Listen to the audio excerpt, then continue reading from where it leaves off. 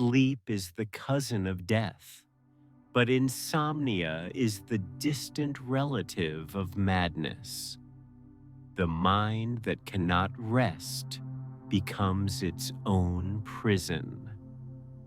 Dr. Matthew Walker, neuroscientist and sleep researcher. Welcome to this gentle journey toward peaceful sleep and mental tranquility. If you're listening to this recording, you're likely familiar with the frustration of lying in bed while your mind becomes a theater of endless thoughts, replaying conversations, analyzing decisions, planning tomorrow's tasks, or spiraling through scenarios that may never come to pass. You are far from alone in this struggle.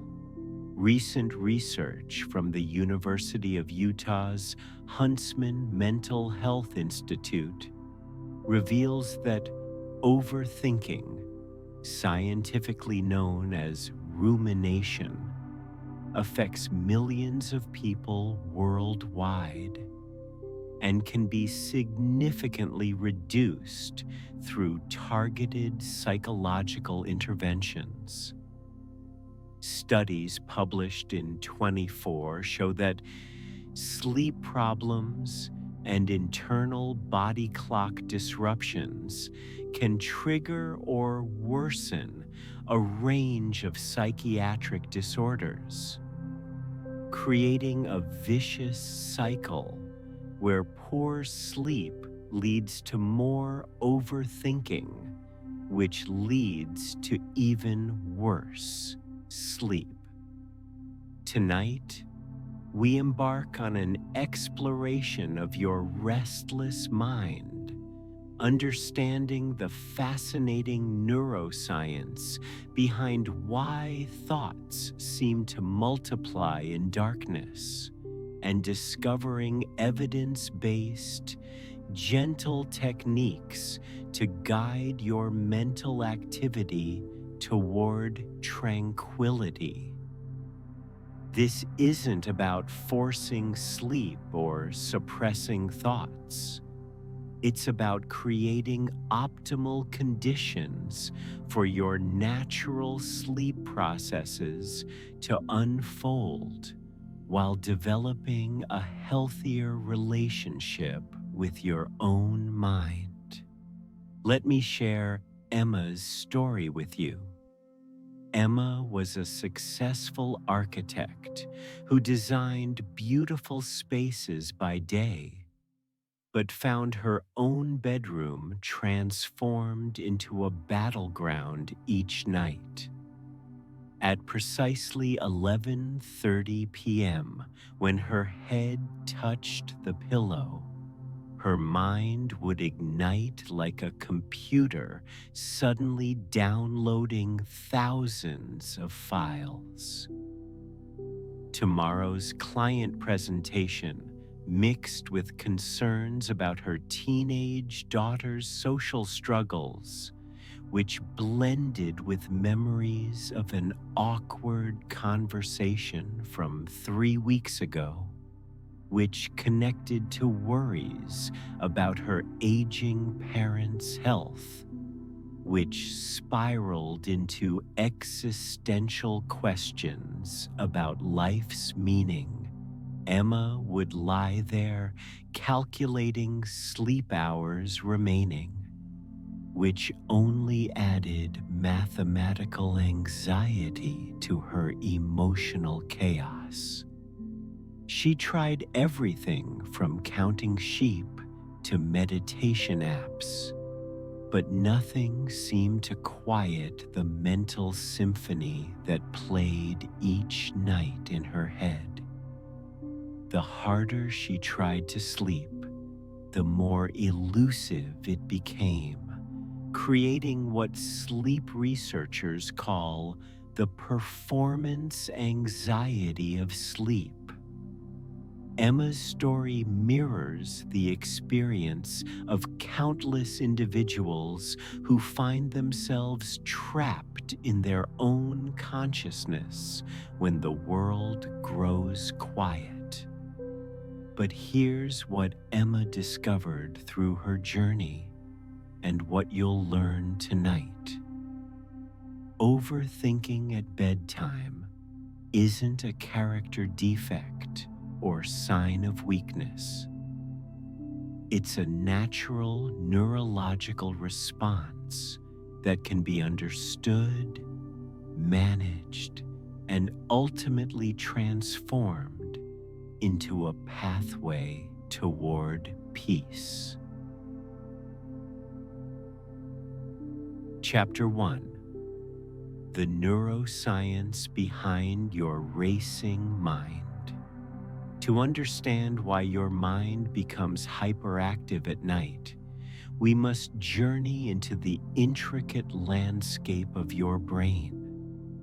A 3-pound universe containing approximately 86 billion neurons, each capable of forming thousands of connections with other neurons. This isn't merely an organ.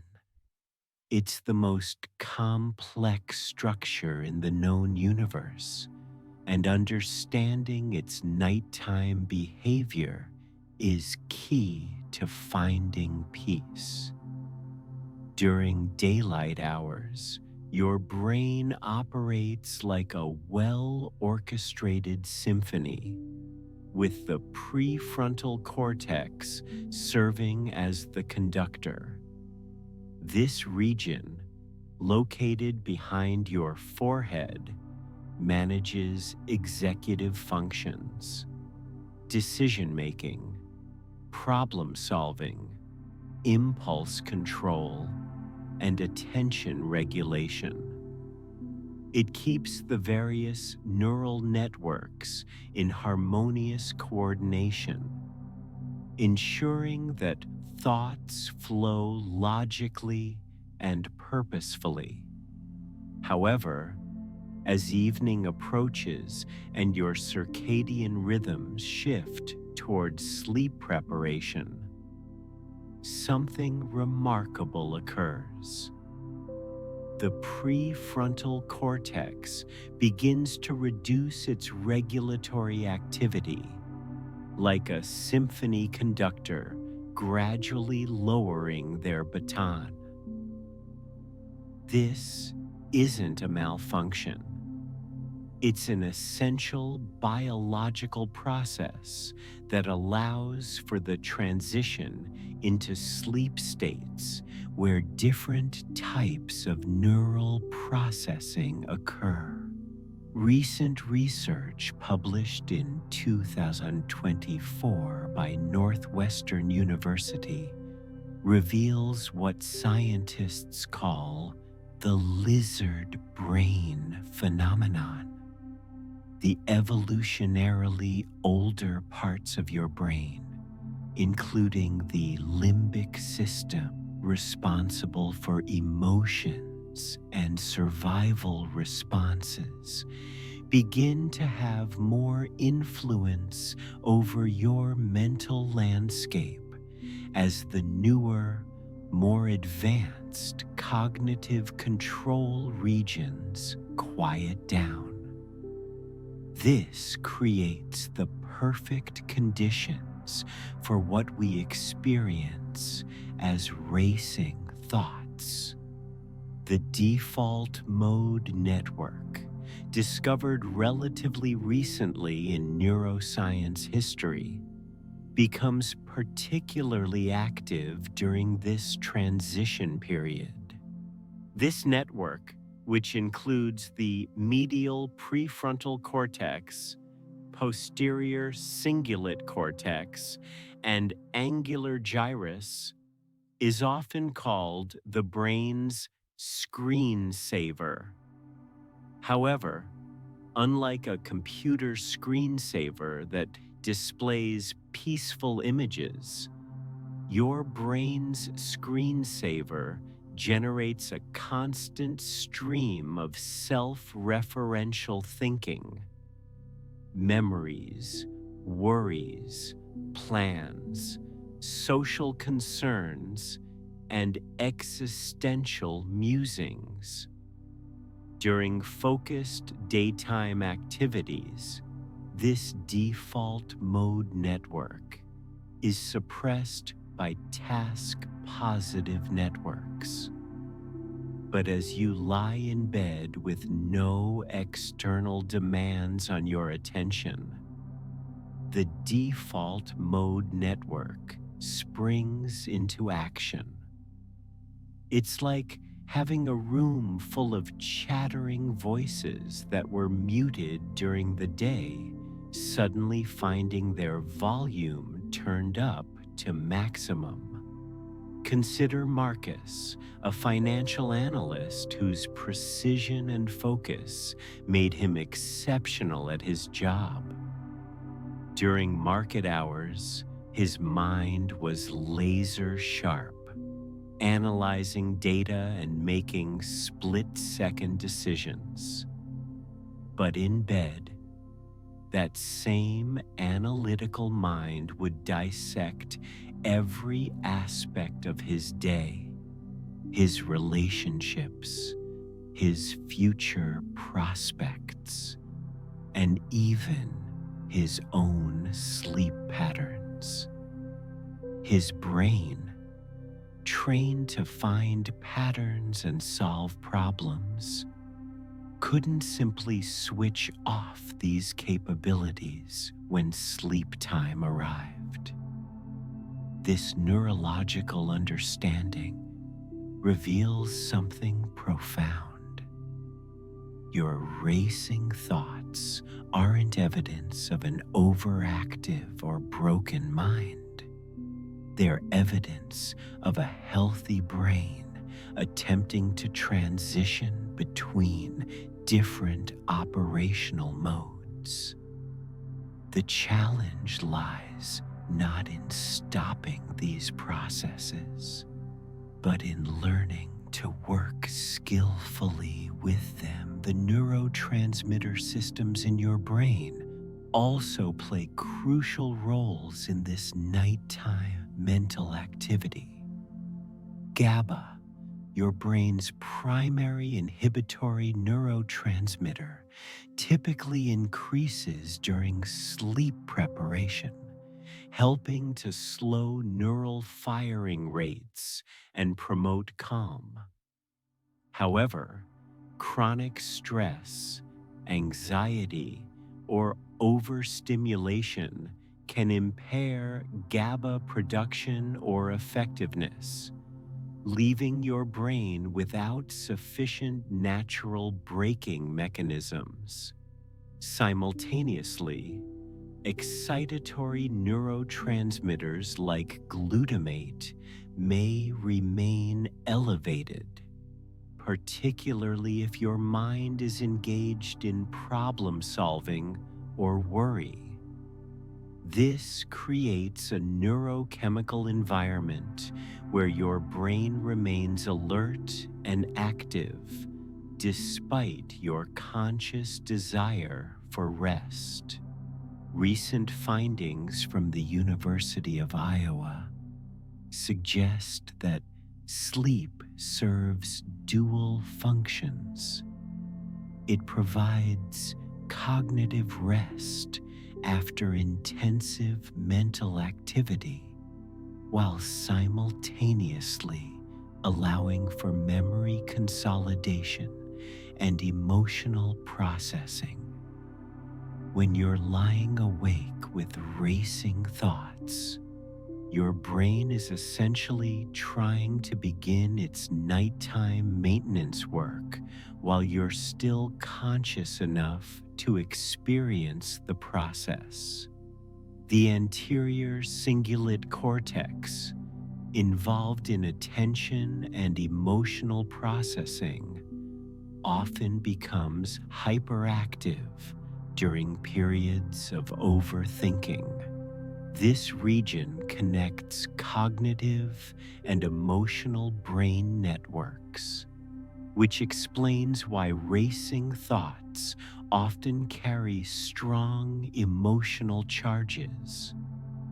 Worry feels urgent, memories feel vivid, and future concerns feel immediately threatening. Understanding the role of cortisol, your primary stress hormone, is equally important. When your mind races with concerns, your body responds as if facing real threats, releasing cortisol that increases alertness and physiological arousal. This creates what researchers term hypervigilance, a state where your nervous system remains on high alert for potential dangers, even when you're safely tucked in bed. The hippocampus, crucial for memory formation and retrieval, can become overactive during nighttime overthinking episodes. This structure, shaped like a seahorse and located deep within your temporal lobes, begins randomly accessing stored memories and connecting them to current concerns, creating the mental phenomenon of suddenly remembering embarrassing moments from years past, or connecting unrelated worries into elaborate storylines. Your brain's temporal processing also shifts at night. The suprachiasmatic nucleus, your master circadian clock, coordinates with various brain regions to alter your perception of time and urgency. Concerns that would feel manageable during daylight hours take on catastrophic proportions in darkness, partly because your brain's risk assessment systems operate differently when tired and in low stimulation environments. This neurobiological perspective offers hope because it reveals that your nighttime struggles stem from normal brain processes occurring at suboptimal times. Rather than fighting against these processes, you can learn to guide them more skillfully, creating conditions where your natural sleep mechanisms can function effectively. Chapter 2: The Evolutionary Psychology of Nighttime Vigilance. To fully understand your racing mind, we must look beyond individual neuroscience to the broader evolutionary context that shaped human consciousness. Your nighttime mental activity isn't just personal. It's the product of millions of years of evolutionary pressure that favored ancestors who remained vigilant during vulnerable sleeping hours. Recent research from the University of Houston, examining 50 years of sleep studies, confirms that losing sleep has profound effects on emotional regulation. Sleep deprivation actually changes how your brain processes emotional information, making you more reactive to negative stimuli. and less capable of putting concerns into proper perspective. When you're well rested, your prefrontal cortex effectively regulates the amygdala, the brain's alarm system responsible for fear and anxiety responses.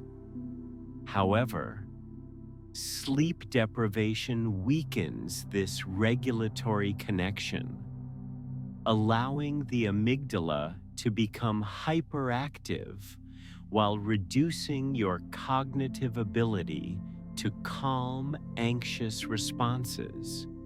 Dr. Rebecca Martinez, a sleep researcher at Johns Hopkins, describes this as emotional dysregulation cascade. Each night of poor sleep makes your emotional system more sensitive and reactive, which increases the likelihood of anxious overthinking the following night, which disrupts sleep further, continuing the cycle.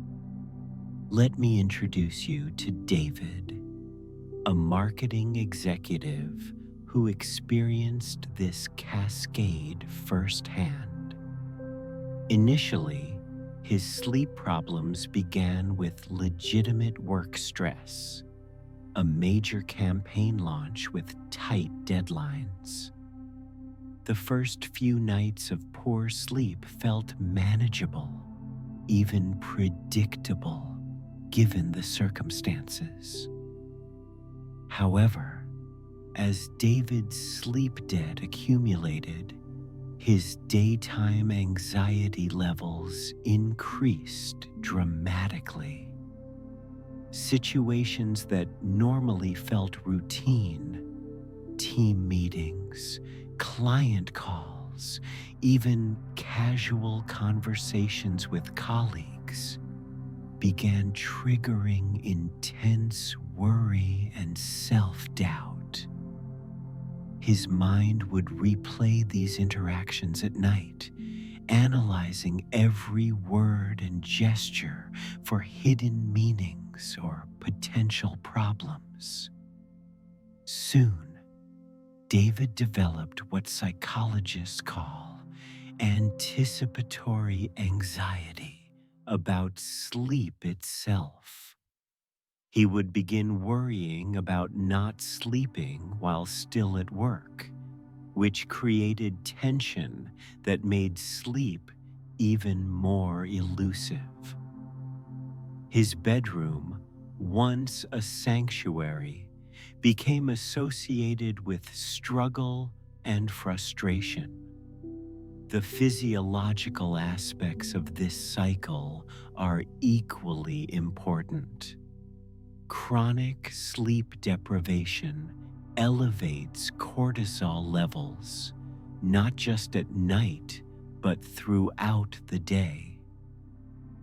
Elevated cortisol creates a state of chronic physiological arousal, increased heart rate, elevated blood pressure, heightened muscle tension, and disrupted digestion. These physical symptoms can trigger more anxious thoughts, which produce more physical arousal, perpetuating the cycle. Sleep research reveals that REM sleep, the stage associated with vivid dreaming, plays a crucial role in emotional processing and memory consolidation.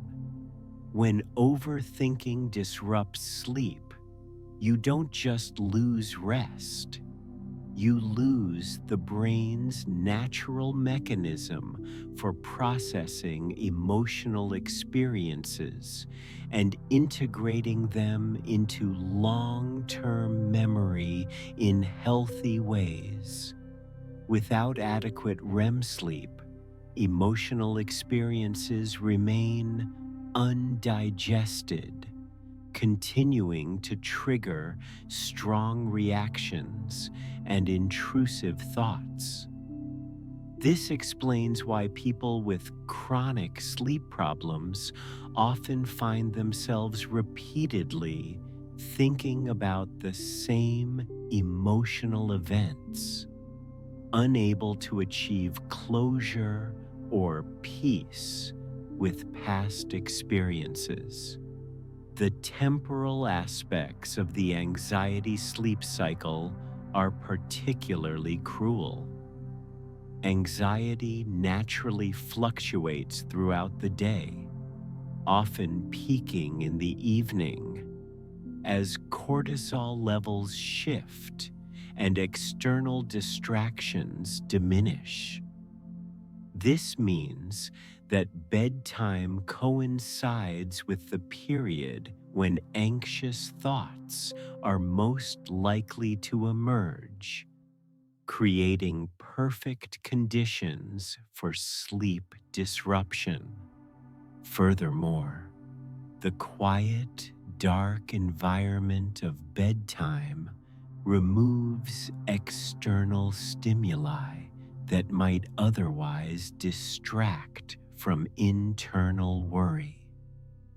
Without the demands of work, social interaction, or environmental engagement, attention naturally turns inward, exactly when anxious minds are most active.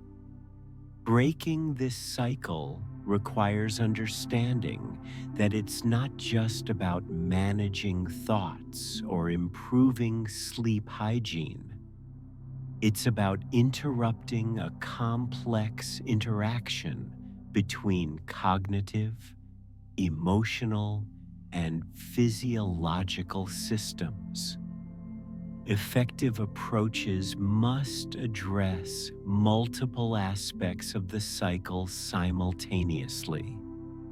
The good news is that this cycle can be reversed.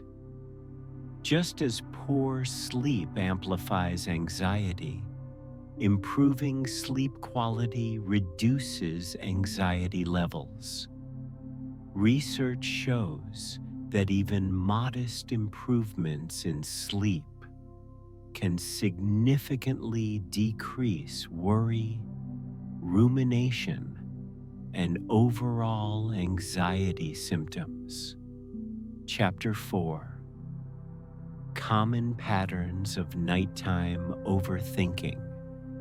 Understanding the specific patterns your mind follows during nighttime overthinking can help you recognize these mental habits and respond to them more skillfully. While each person's experience is unique, certain patterns appear consistently across different individuals and cultures. Rumination, the mental washing machine. Rumination involves repeatedly cycling through the same thoughts, events, or problems without reaching resolution or new insights. It's like a mental washing machine stuck in the spin cycle, constant motion without forward progress. Clinical psychologist Dr. Susan Nolan Huxema, who conducted groundbreaking research on rumination, identified this as one of the most persistent and problematic thought patterns. Unlike productive problem solving, which leads to action or resolution, rumination creates endless loops of analysis that generate more distress than solutions. Consider Amanda, a teacher who would spend hours each night replaying her interactions with difficult students, parents, and administrators.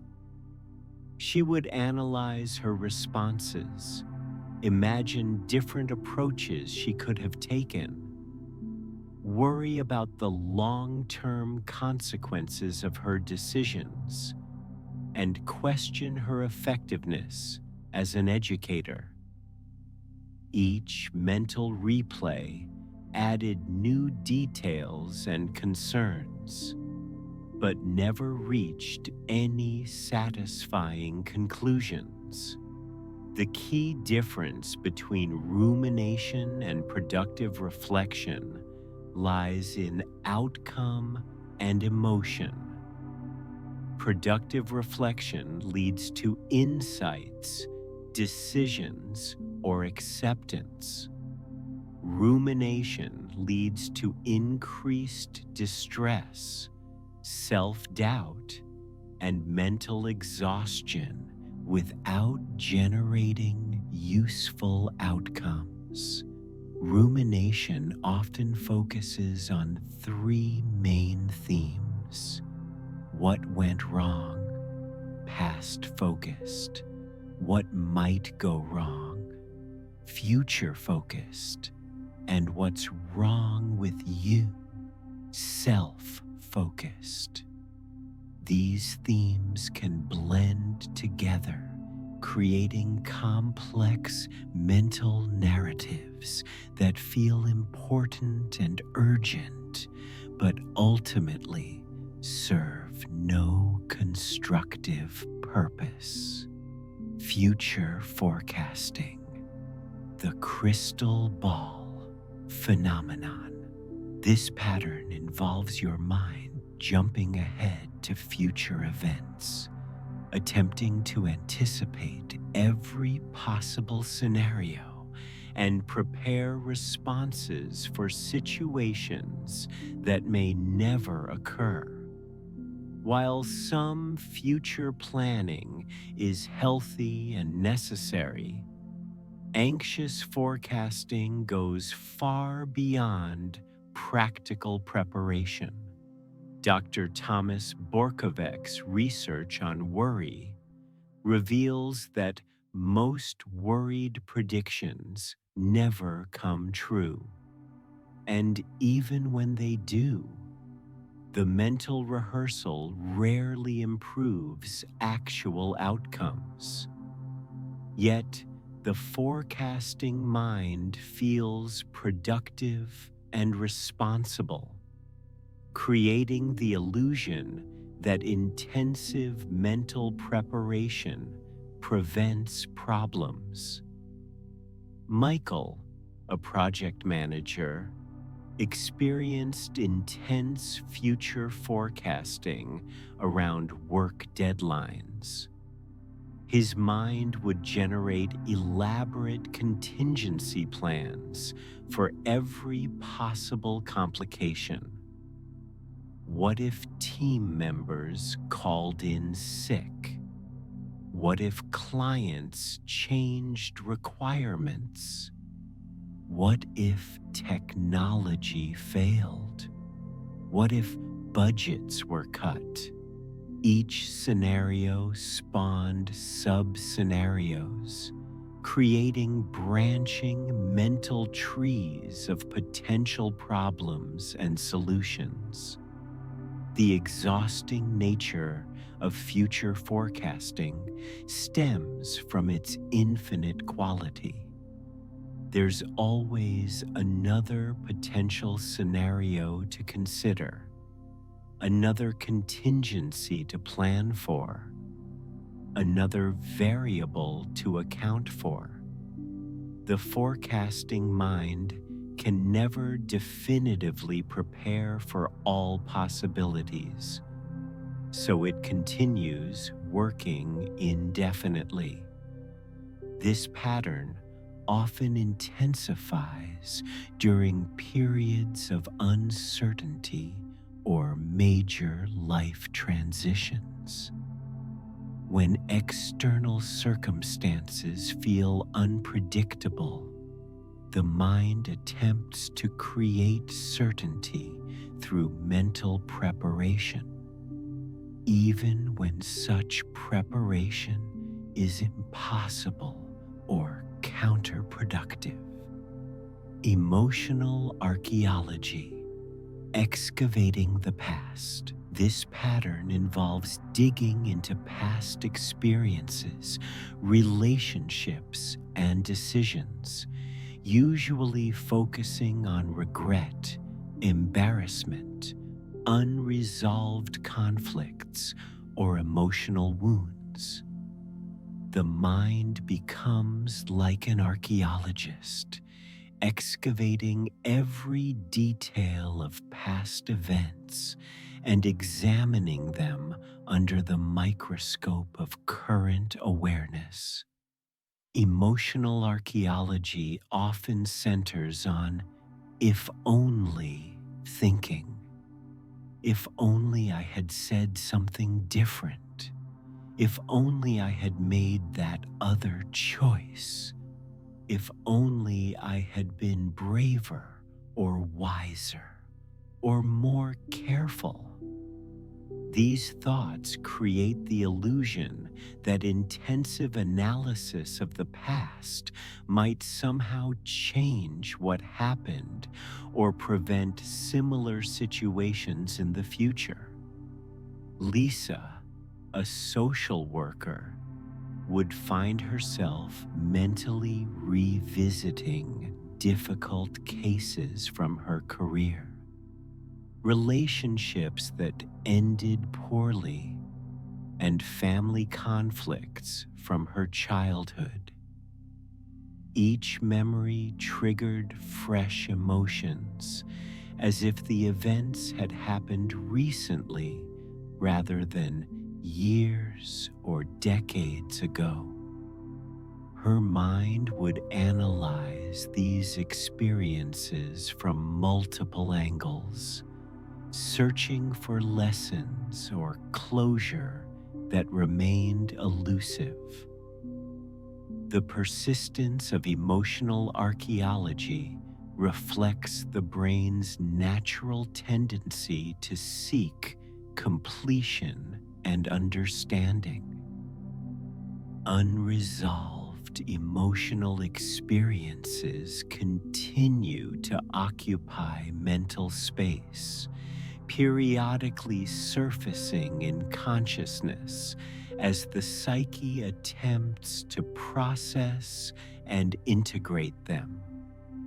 However, nighttime emotional archaeology rarely leads to genuine resolution. The tired mind, operating with reduced cognitive resources and heightened emotional reactivity, isn't optimal for processing complex emotional material. Instead, late night excavation often intensifies emotional distress without producing insight or healing. Problem-solving mode.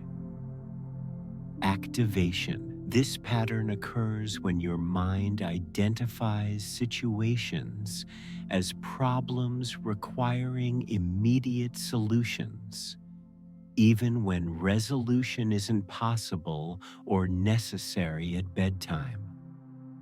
It's particularly common among naturally analytical people or those with demanding professional responsibilities. Dr. Ellen Hendrickson, a clinical psychologist specializing in anxiety, notes that problem-solving mode can become so habitual that the mind automatically treats any uncertain or unfinished situation as requiring immediate mental attention. This creates a false sense of urgency around issues that could be addressed more effectively during appropriate daytime hours. Robert, an emergency room physician, experienced this pattern intensely.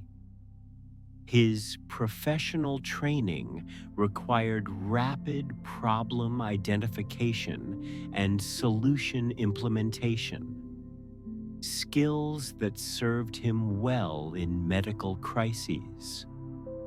However, at home in bed, his mind would continue this pattern, identifying everything from household maintenance needs to relationship dynamics as problems requiring immediate mental solution. The challenge with nighttime problem-solving mode is that many identified problems aren't actually problems. They're simply aspects of life that the hypervigilant mind has labeled as requiring attention. Others are genuine issues that would be better addressed when you have access to resources, energy, and the ability to take action. Problem-solving mode feels productive and responsible, but it often generates more problems than it solves. The tired mind, operating with reduced cognitive flexibility and increased emotional reactivity, tends to catastrophize situations and generate solutions that seem less reasonable in daylight. Catastrophic thinking, the disaster movie mind. This pattern involves taking relatively minor concerns and expanding them into worst-case scenarios. A delayed text message becomes evidence of relationship problems. A work criticism becomes career disaster. A physical symptom becomes serious illness. The mind creates elaborate disaster narratives from minimal evidence. Catastrophic thinking reflects evolutionary programming that favored ancestors who prepared for worst-case scenarios.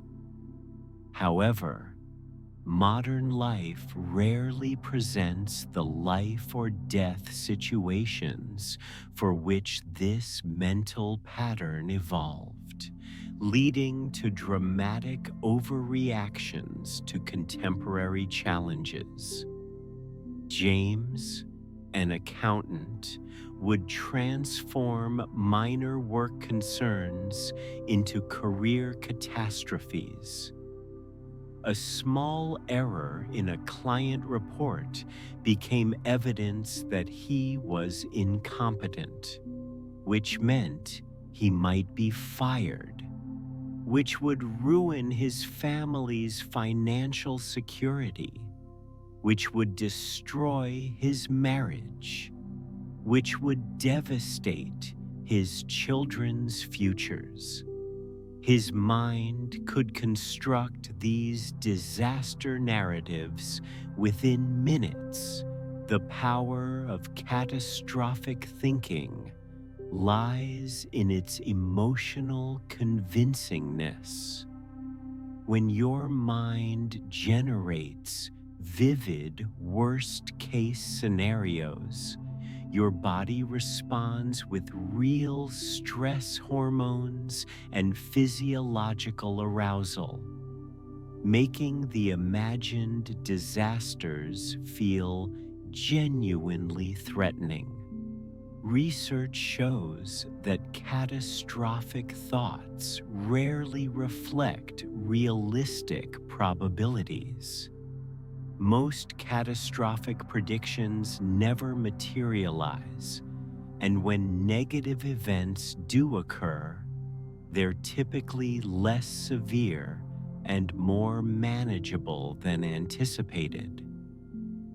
However, the catastrophic mind continues generating disaster scenarios because it feels safer to be over-prepared for threats than to be caught off guard. Social replay and analysis. This pattern focuses specifically on social interactions, relationships, and interpersonal dynamics. The mind replays conversations, analyzes social cues, worries about others' opinions, and rehearses future social encounters. Social replay often centers on perceived social mistakes, awkward moments, or ambiguous interactions. The mind becomes like a social detective, searching for hidden meanings in others' words and behaviors, often finding threats or rejection where none exist.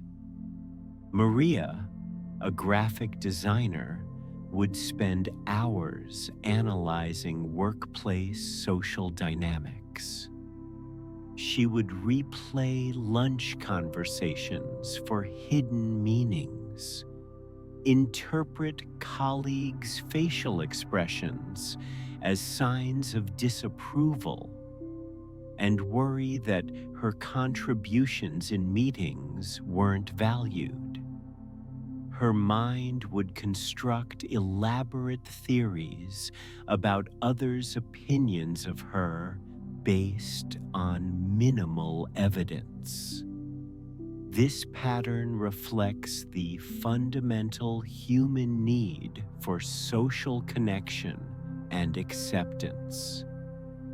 Since social bonds were crucial for ancestral survival, the brain evolved sophisticated systems for monitoring social relationships and detecting potential threats to group membership.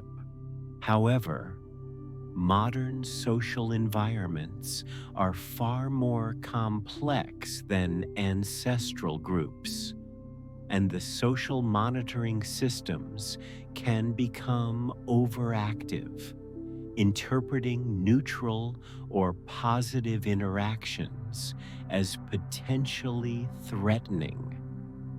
The result is mental exhaustion from constant social analysis without corresponding improvements in actual relationships. The integration challenge. Understanding these patterns is the first step toward changing your relationship with nighttime thoughts.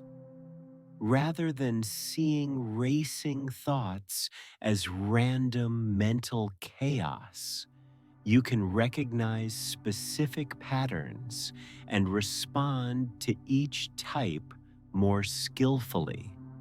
The key insight is that all these patterns represent your mind's attempts to protect you, prepare you, or solve problems for you. They're misguided rather than malicious, outdated rather than inappropriate.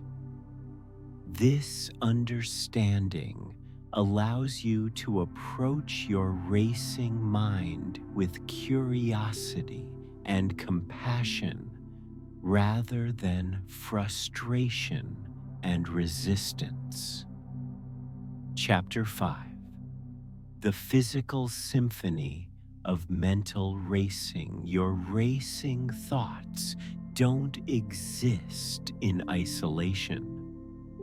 They orchestrate a complex symphony of physical responses throughout your entire body. Understanding these mind-body connections is crucial because overthinking isn't just a mental phenomenon. It's a whole body experience that requires comprehensive approaches. When your mind races, your nervous system activates the same pathways that would engage during genuine physical threats. This sympathetic nervous system activation creates a cascade of physiological changes designed to prepare your body for immediate action. Fight, flight, or freeze responses that served our ancestors well, but feel counterproductive when you're trying to sleep.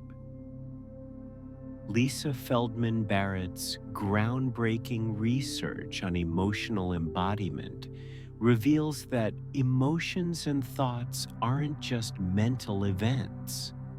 They're predictions your brain makes about what your body needs to do.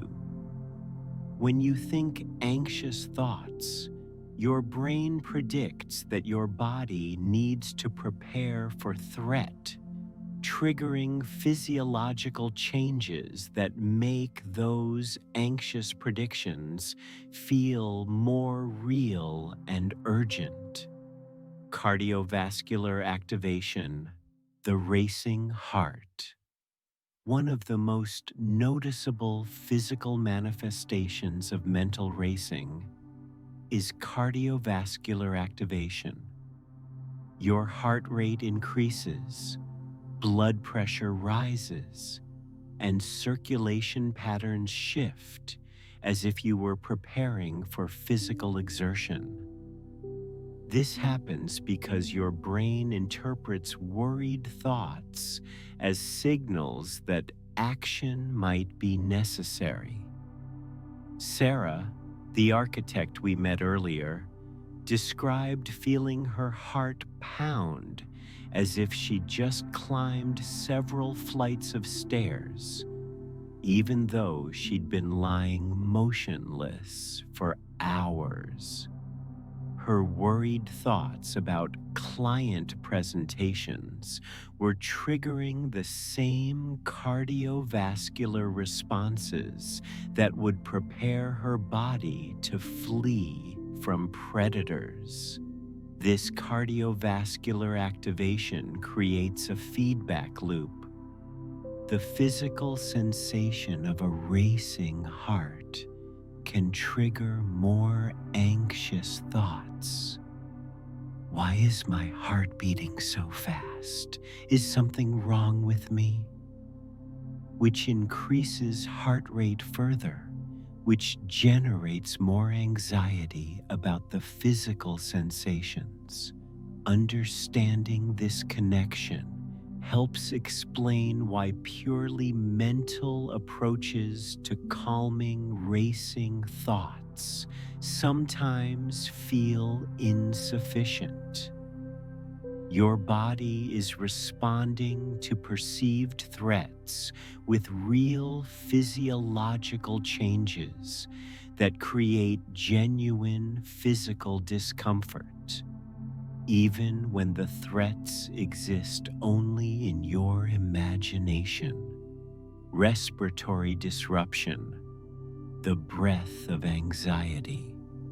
Anxious overthinking almost invariably affects breathing patterns, usually in ways that amplify mental arousal rather than promoting calm.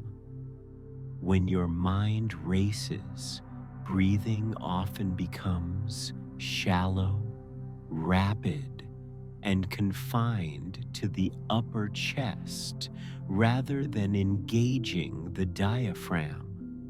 This shallow breathing pattern, technically called thoracic breathing, actually reinforces the physiological state of anxiety.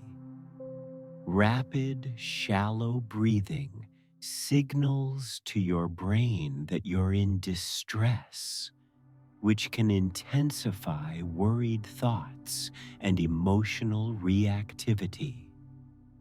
Trelissa Eppel's research on stress physiology shows that breathing patterns directly influence nervous system activation. Shallow breathing stimulates the sympathetic nervous system, activation and arousal, while deep, diaphragmatic breathing activates the parasympathetic nervous system, rest and relaxation. Michael, the project manager we encountered earlier, noticed that during his worst overthinking episodes, he would unconsciously hold his breath as if bracing for impact. When he finally noticed his breathing, it would be quick and shallow, leaving him feeling slightly lightheaded and more anxious than before. Some people experience what sleep researchers call sleep-related breathing disruption, where anxiety about sleep causes irregular breathing patterns that actually interfere with sleep onset. The worry about not sleeping creates breathing changes that make sleep more difficult, confirming the initial worry and creating another self-perpetuating cycle. Muscular tension, the body's armor. Racing thoughts typically create patterns of muscular tension throughout the body as your nervous system prepares muscles for potential action. This tension often occurs below the threshold of conscious awareness, but it prevents the physical relaxation necessary for sleep.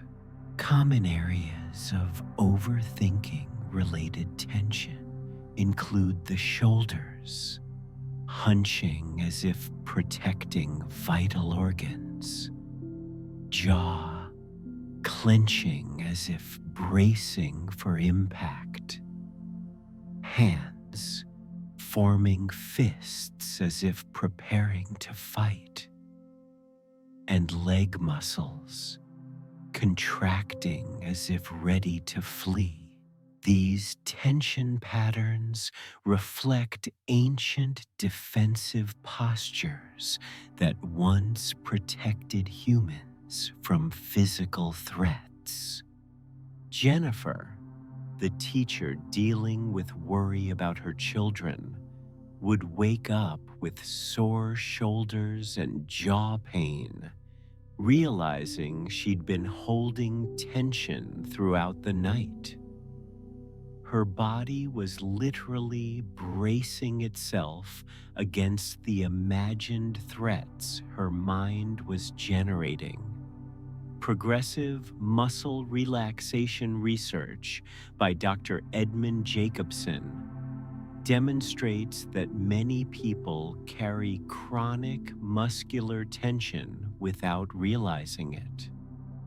The mind, racing with concerns, sends continuous signals to muscles to maintain readiness for action, creating persistent physical stress even during supposed rest periods.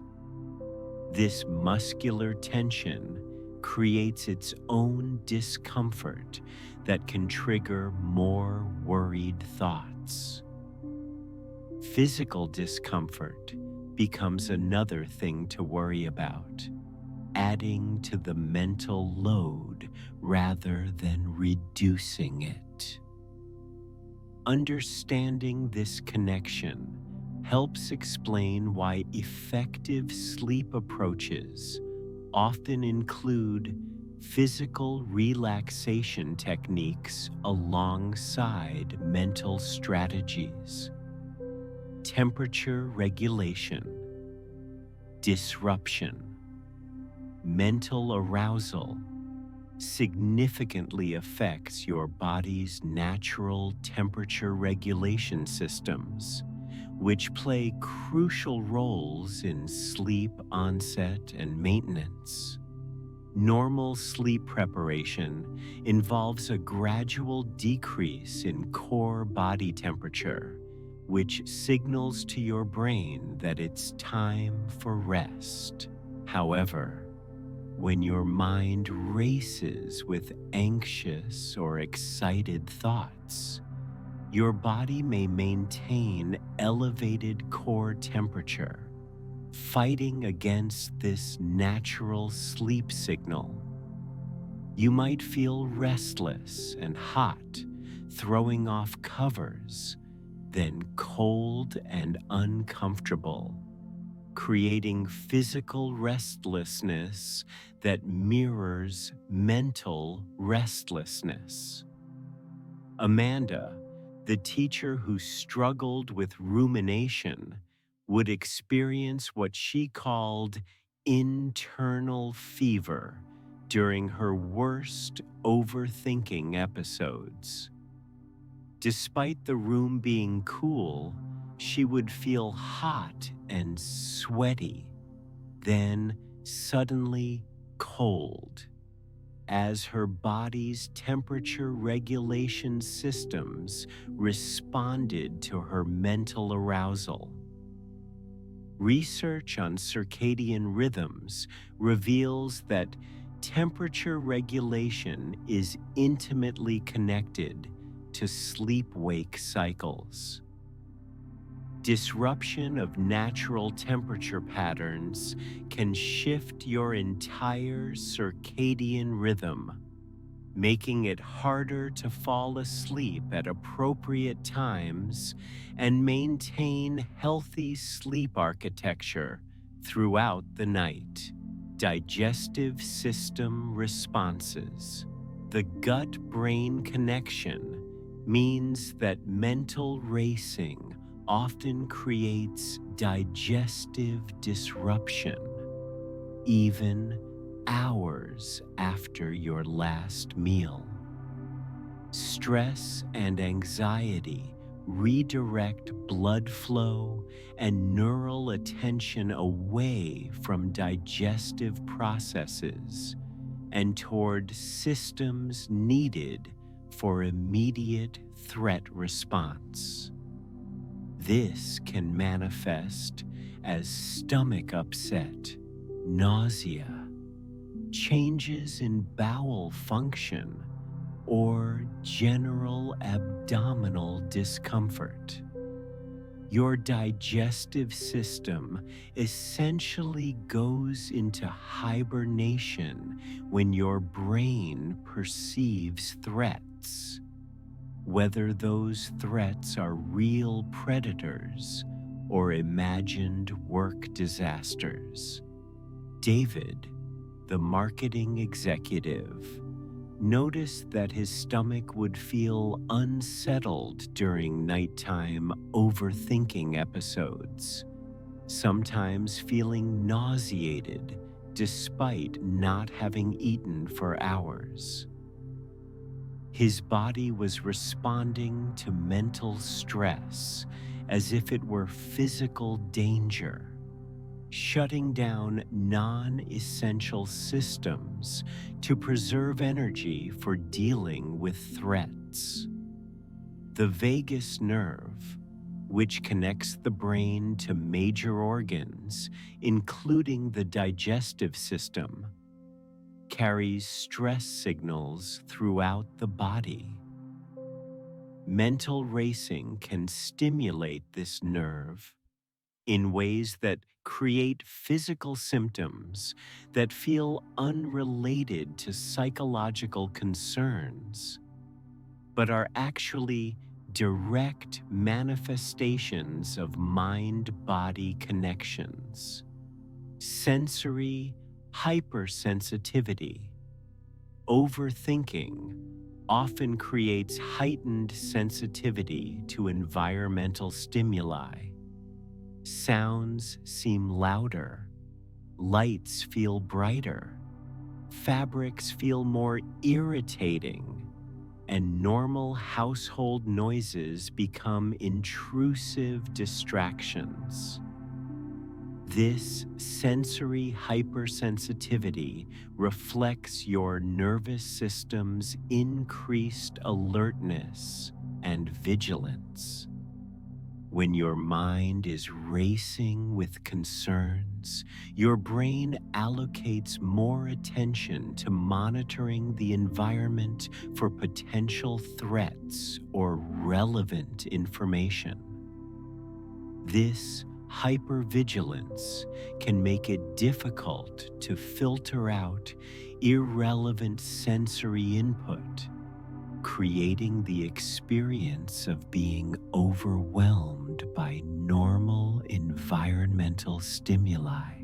Lisa, the social worker processing difficult cases at night, found that during her worst overthinking episodes, she could hear every small sound in her house: the refrigerator humming, the heating system cycling, cars passing outside. These normally ignorable sounds became prominent and distracting, preventing the mental quiet necessary for sleep. This sensory hypersensitivity creates another layer of stimulation that can feed back into mental racing. Environmental awareness that would normally be background becomes foreground, providing more material for the worried mind to process and analyze hormonal cascade effects. The physical manifestations of mental racing create hormonal changes that can persist for hours, affecting not just immediate sleep, but next day functioning and long-term health. Cortisol, the primary stress hormone, can remain elevated throughout the night when the mind is active with concerns. Elevated nighttime cortisol disrupts the natural hormonal rhythms that support healthy sleep architecture. Growth hormone, typically released during deep sleep stages, may be suppressed. Melatonin production can be reduced. The complex orchestration of hormones that normally promotes restorative sleep becomes disrupted by stress hormone elevation.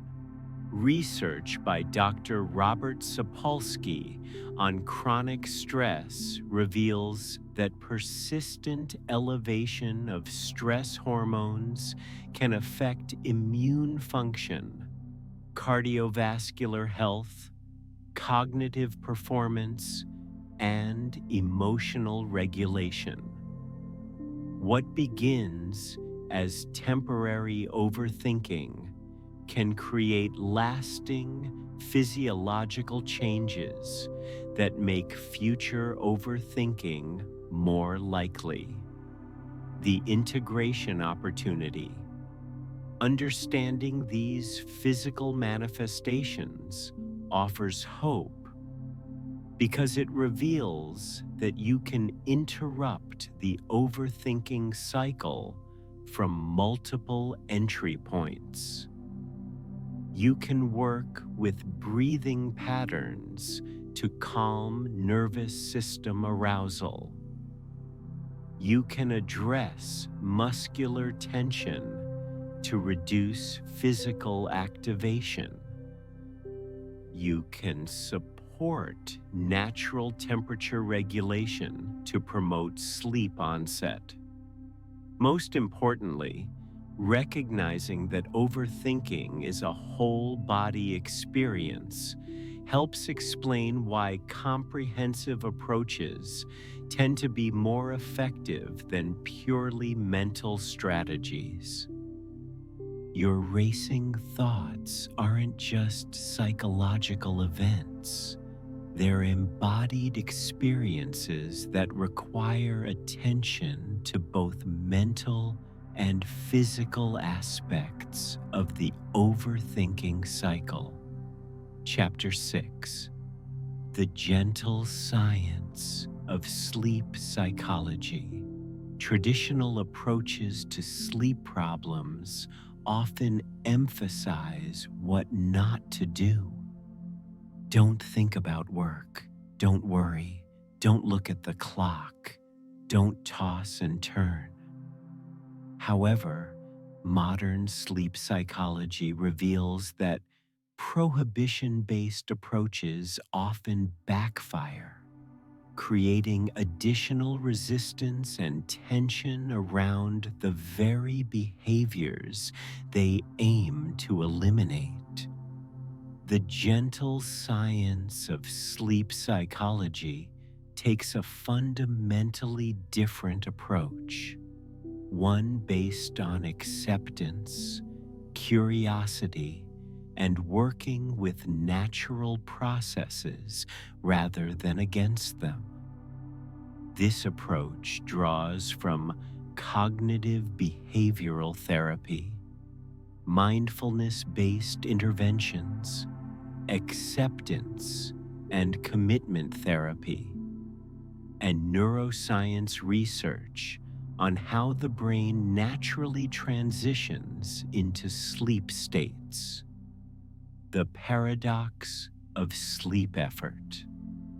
One of the most important insights from sleep psychology is what researchers call the effort paradox. The more effort you exert trying to fall asleep, the more elusive sleep becomes. Sleep is a naturally occurring biological process that happens when conditions are right, not when it's forced or demanded.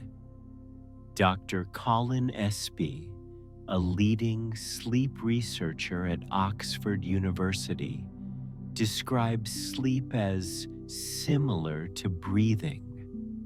The harder you try to consciously control it, the more disrupted it becomes. Sleep requires a state of relaxed awareness, allowing natural processes to unfold without interference from conscious effort or control. This creates a dilemma for people with racing thoughts. The very attempt to stop thinking in order to sleep creates mental effort that prevents sleep onset.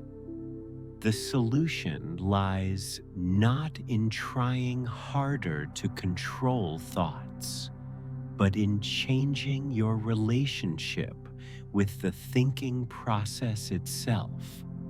Emma, the architect whose mind would ignite at bedtime, discovered this paradox through months of struggle. The harder she tried to force her mind to be quiet, the more agitated and active it became. Sleep became a performance she was failing at nightly, which created additional anxiety about her inability to do something that should be natural and automatic. The breakthrough came when Emma learned to approach her racing thoughts with what sleep psychologists call curious detachment, observing her mental activity with interest rather than trying to control or eliminate it. Instead of fighting her thoughts, she began to study them like a scientist observing an interesting phenomenon, the neuroscience of non-resistance. Recent neuroimaging studies reveal what happens in the brain when people practice non-resistance versus resistance to unwanted thoughts. When you try to suppress or fight thoughts, the anterior cingulate cortex and prefrontal cortex become more active, creating more neural arousal rather than less. However, when you practice accepting awareness of thoughts without trying to change them, different brain networks activate. The default mode network continues its natural activity, but the additional activation created by resistance and effort diminishes, allowing for a more settled mental state. Dr. Judson Brewer's research on mindfulness and neuroscience shows that non-resistant awareness actually changes the structure and function of brain networks over time. Regular practice of accepting awareness strengthens neural pathways associated with calm attention while reducing the reactivity of anxiety and stress response systems. This doesn't mean passively accepting chronic insomnia or giving up on healthy sleep. Rather, it means not adding additional struggle and resistance to what's already a challenging situation.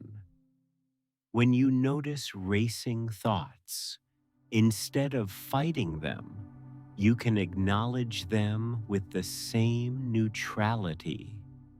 You might notice sounds outside your window. Cognitive diffusion, separating self from thoughts.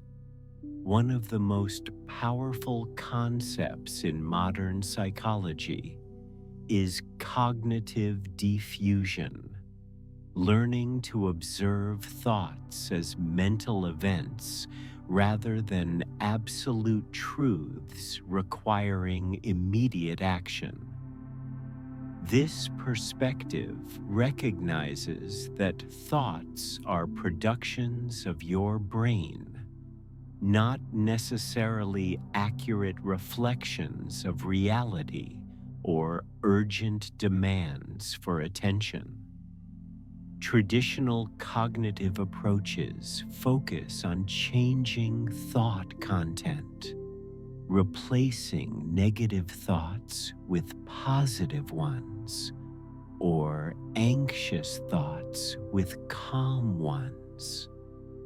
However, cognitive diffusion focuses on changing your relationship with thoughts themselves, recognizing that you can observe mental activity without being controlled by it. Marcus, the financial analyst whose mind would dissect every aspect of his day, learned to practice cognitive diffusion by adding simple prefixes to his thoughts. I'm having the thought that tomorrow's presentation will be a disaster, rather than tomorrow's presentation will be a disaster. This subtle shift helped him recognize thoughts as mental events rather than factual predictions. The power of cognitive diffusion lies in its recognition that you are not your thoughts. You are the consciousness that observes thoughts. Even when your mind is racing with concerns, there remains a stable awareness that can witness the mental activity without being swept away by it. The biology of acceptance. Accepting awareness of racing thoughts isn't just a psychological technique. It creates measurable physiological changes that support sleep onset. When you stop fighting your thoughts, your nervous system shifts from the sympathetic activation created by resistance toward the sympathetic activation that supports rest. Research on acceptance-based interventions shows that accepting awareness reduces cortisol production, lowers heart rate and blood pressure, and promotes the release of neurotransmitters associated with calm and relaxation. The act of mental non-resistance creates conditions more conducive to natural sleep processes. This biological response explains why acceptance-based approaches often work more quickly than techniques focused on thought control or elimination. When you stop creating additional arousal through resistance, your nervous system can begin its natural transition toward sleep states, working with natural sleep architecture. Sleep isn't a single state, but a complex architecture involving multiple stages, each serving different functions for physical restoration, memory consolidation, and emotional processing. Understanding this architecture helps explain why forcing sleep often fails, and why gentle approaches tend to be more successful. Stage 1. Sleep, the lightest sleep stage, naturally emerges from a state of relaxed wakefulness. This transition can't be rushed or forced. It happens when neural activity settles to appropriate levels, and the brain begins shifting from wake-promoting to sleep-promoting neurotransmitter patterns. Attempting to force this transition often maintains the neural activation that prevents it. However, creating conditions of relaxed awareness, being awake but not effortfully so, allows stage 1 sleep to emerge naturally when your brain is ready. Dr. Matthew Walker's research on sleep architecture reveals that healthy sleep onset typically involves gradual transitions rather than abrupt state changes. The brain needs time to shift between different operational modes, and this transition period is where many people with racing thoughts get stuck. The role of intention versus effort. Gentle sleep psychology distinguishes between intention and effort. Intention involves setting a direction or preference, intending to sleep, intending to rest, intending to be kind to yourself. Effort involves force, control, and muscular or mental strain in pursuit of specific outcomes. Intention supports natural sleep processes by creating psychological conditions that allow sleep to occur. Effort often interferes with sleep processes by maintaining the kind of activation and arousal that keeps the brain in wake states. David, the marketing executive, learned this distinction through practice. He could intend to sleep, creating a preference for rest and setting up conditions that supported sleep without efforting to make sleep happen. This subtle shift allowed his natural sleep processes to function more effectively. Emotional regulation through acceptance. Racing thoughts often carry strong emotional charges. Worry feels urgent, memories feel vivid, future concerns feel immediately threatening. Traditional approaches might focus on changing these emotions or reducing their intensity. Acceptance-based approaches focus on allowing emotions to be present while not being controlled by them. Research by Dr. Stefan Hoffman on acceptance-based interventions shows that allowing difficult emotions without trying to change them actually reduces their intensity and duration over time. Fighting emotions typically amplifies them, while accepting them allows them to follow their natural course of arising and passing away. This has profound implications for nighttime overthinking, which often involves strong emotional reactions to thoughts. When you can allow worry to be present without being overwhelmed by it, allow sadness without being consumed by it, allow excitement without being overstimulated by it, thoughts naturally lose some of their compelling quality.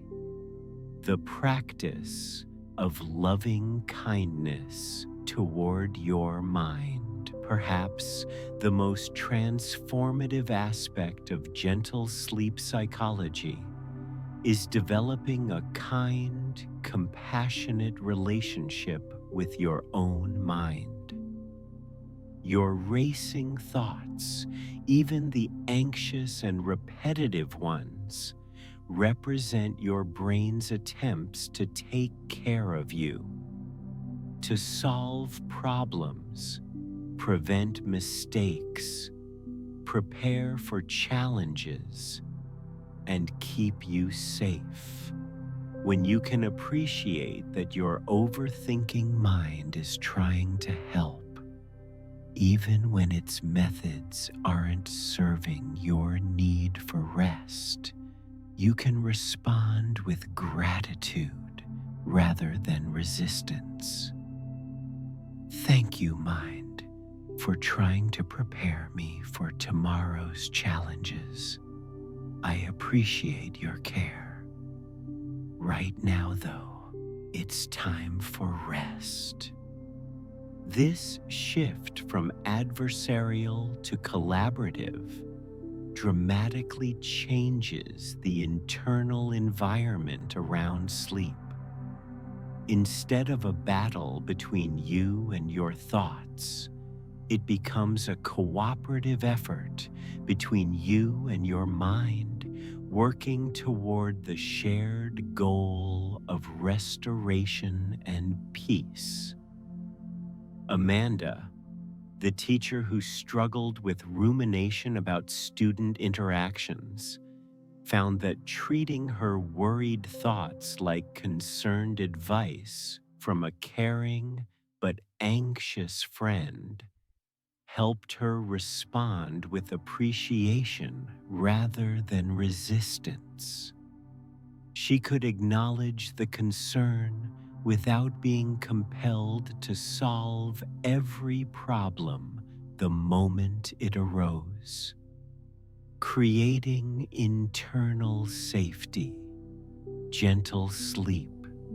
Psychology recognizes that sleep requires a sense of safety, not just physical safety, but emotional and psychological safety as well.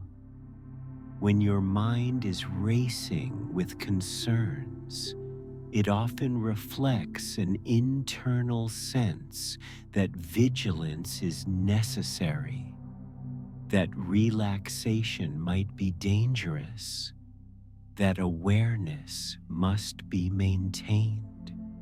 Creating internal safety involves helping your nervous system recognize that current circumstances allow for rest, that immediate vigilance isn't necessary, that it's safe to let go of control and allow natural processes to unfold.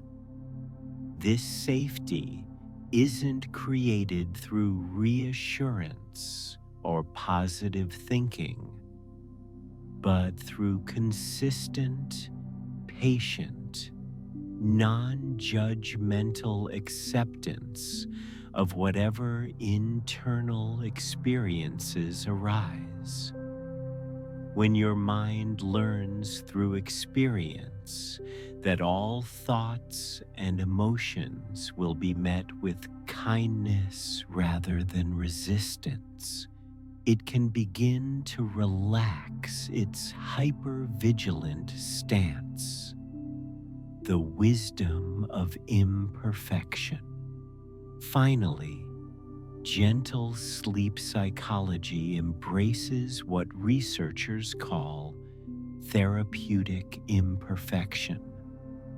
The recognition that perfect sleep isn't necessary for health and well-being, and that accepting imperfect sleep often leads to better sleep than demanding perfection.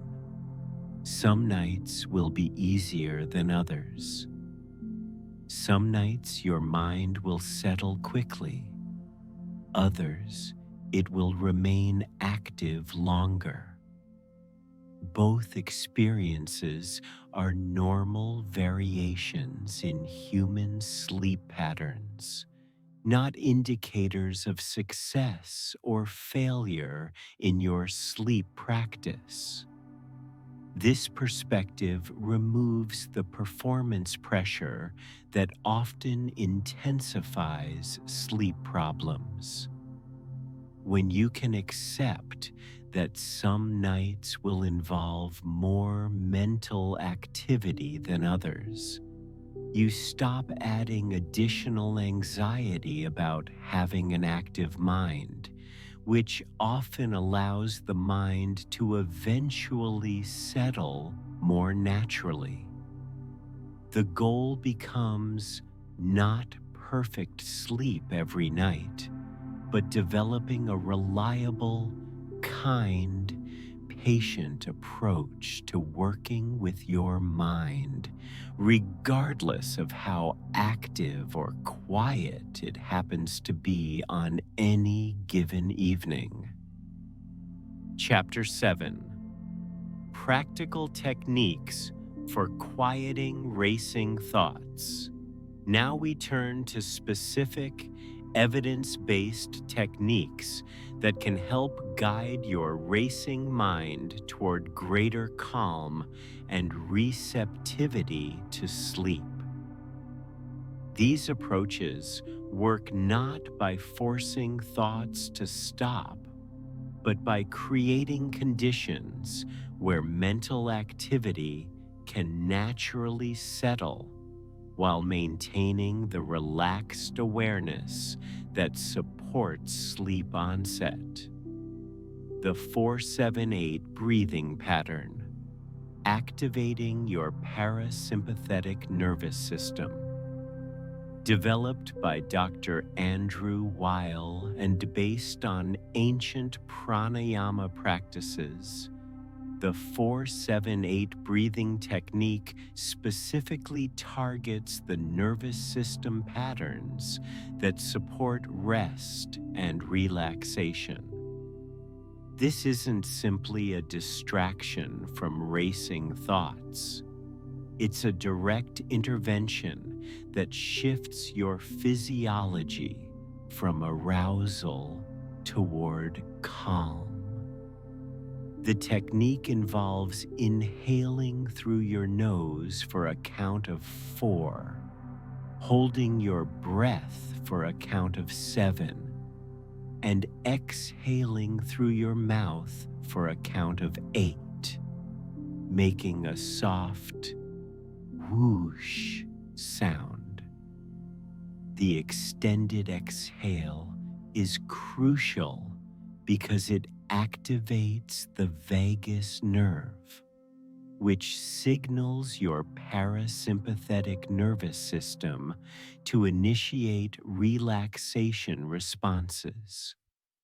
Dr. Elissa Epel's research on stress physiology shows that extended exhalation specifically stimulates the vagus nerve's rest and digest functions while inhibiting sympathetic nervous system arousal. The 4-7-8 pattern creates an optimal ratio of inhalation to exhalation for promoting physiological calm. Sarah found this technique particularly helpful because it gave her active mind a specific task to focus on while simultaneously calming her nervous system. Instead of trying to stop her thoughts about work presentations, she could redirect her attention to counting breaths while her body naturally relaxed. The breath hold phase serves multiple functions. It increases carbon dioxide levels in the blood, which has natural sedating effects. It creates a brief period of focused attention that interrupts rumination patterns. And it builds slight air hunger that makes the subsequent exhale more satisfying and calming. Practice this technique for 4 cycles initially, gradually building up to 8 cycles as you become more comfortable with the pattern. Some people experience slight dizziness initially, which is normal and typically resolves with practice. If dizziness persists, Shorten the counts until your system adapts. Progressive muscle relaxation, releasing physical tension, developed by Dr. Edmund Jacobson in the 1920s and refined through decades of research. Progressive muscle relaxation systematically addresses the muscular tension that accompanies and perpetuates mental racing. This technique works by teaching your body the difference between tension and relaxation, while providing your mind with a structured activity that promotes calm focus. The practice involves systematically tensing specific muscle groups for 5 to 7 seconds, then releasing the tension while focusing on the contrasting sensation of relaxation. Start with your toes, curl them tightly, then release, and notice the warm, heavy feeling of relaxation that follows. Move systematically through your body: calves, thighs, buttocks, abdomen, hands, arms, shoulders, neck, and face. Research by Dr. Paul Lehrer at Rutgers University demonstrates that progressive muscle relaxation creates measurable decreases in cortisol, heart rate, and blood pressure, while increasing alpha brainwave activity associated with relaxed awareness. The technique works both through direct muscular relaxation and through focused attention that interrupts anxious rumination. Michael discovered that progressive muscle relaxation helped him recognize tension he didn't know he was carrying. His shoulders were chronically elevated. His jaw was habitually clenched, and his hands were often formed into fists. The systematic tension and release taught his body how to let go of defensive postures that were maintaining mental alertness. The tension phase is important because many people have lost awareness of what relaxation feels like. By first creating deliberate tension, you can experience the relief and warmth that comes with releasing it, reminding your nervous system of its capacity for calm.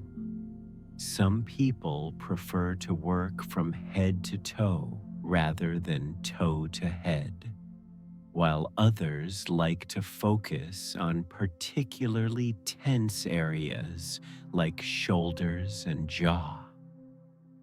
Experiment with different approaches to find what works best for your body and attention style. The body scan, cultivating awareness and acceptance.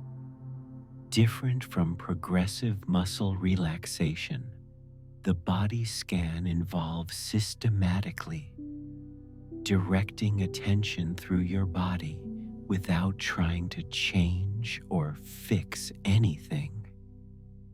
This practice, popularized by Dr. John Kabat-Zinn in mindfulness-based stress reduction programs, cultivates the kind of accepting awareness that supports both physical relaxation and mental calm.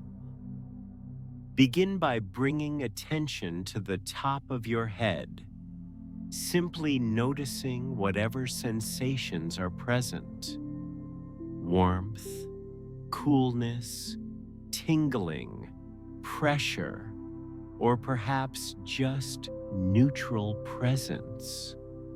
The key is observing without judgment or the need to change anything. Slowly move your attention down through your forehead, eyes, cheeks, jaw, neck, continuing through your entire body. Research published in the journal Psychosomatic Medicine shows that body scan practices increase interoceptive awareness, your ability to sense internal bodily signals, which is associated with better emotional regulation and reduced anxiety. The practice helps shift attention from internal mental activity to present moment physical experience. Jennifer found the body scan particularly helpful for interrupting her pattern of emotional archaeology. When her mind would begin excavating old relationship conflicts or work disappointments, she could redirect her attention to the immediate reality of her physical body, grounding herself in present moment sensations rather than past concerns. The body scan works by engaging what neuroscientists call the interoceptive network, brain regions involved in processing internal bodily sensations. This network includes the insula, which plays crucial roles in self-awareness and emotional regulation. Strengthening interoceptive awareness through body scan practice improves your ability to recognize and respond to internal states before they become overwhelming. Some areas of your body may feel numb or difficult to sense, which is completely normal. Simply spend a few extra moments with these areas, maintaining gentle attention without forcing sensations to appear.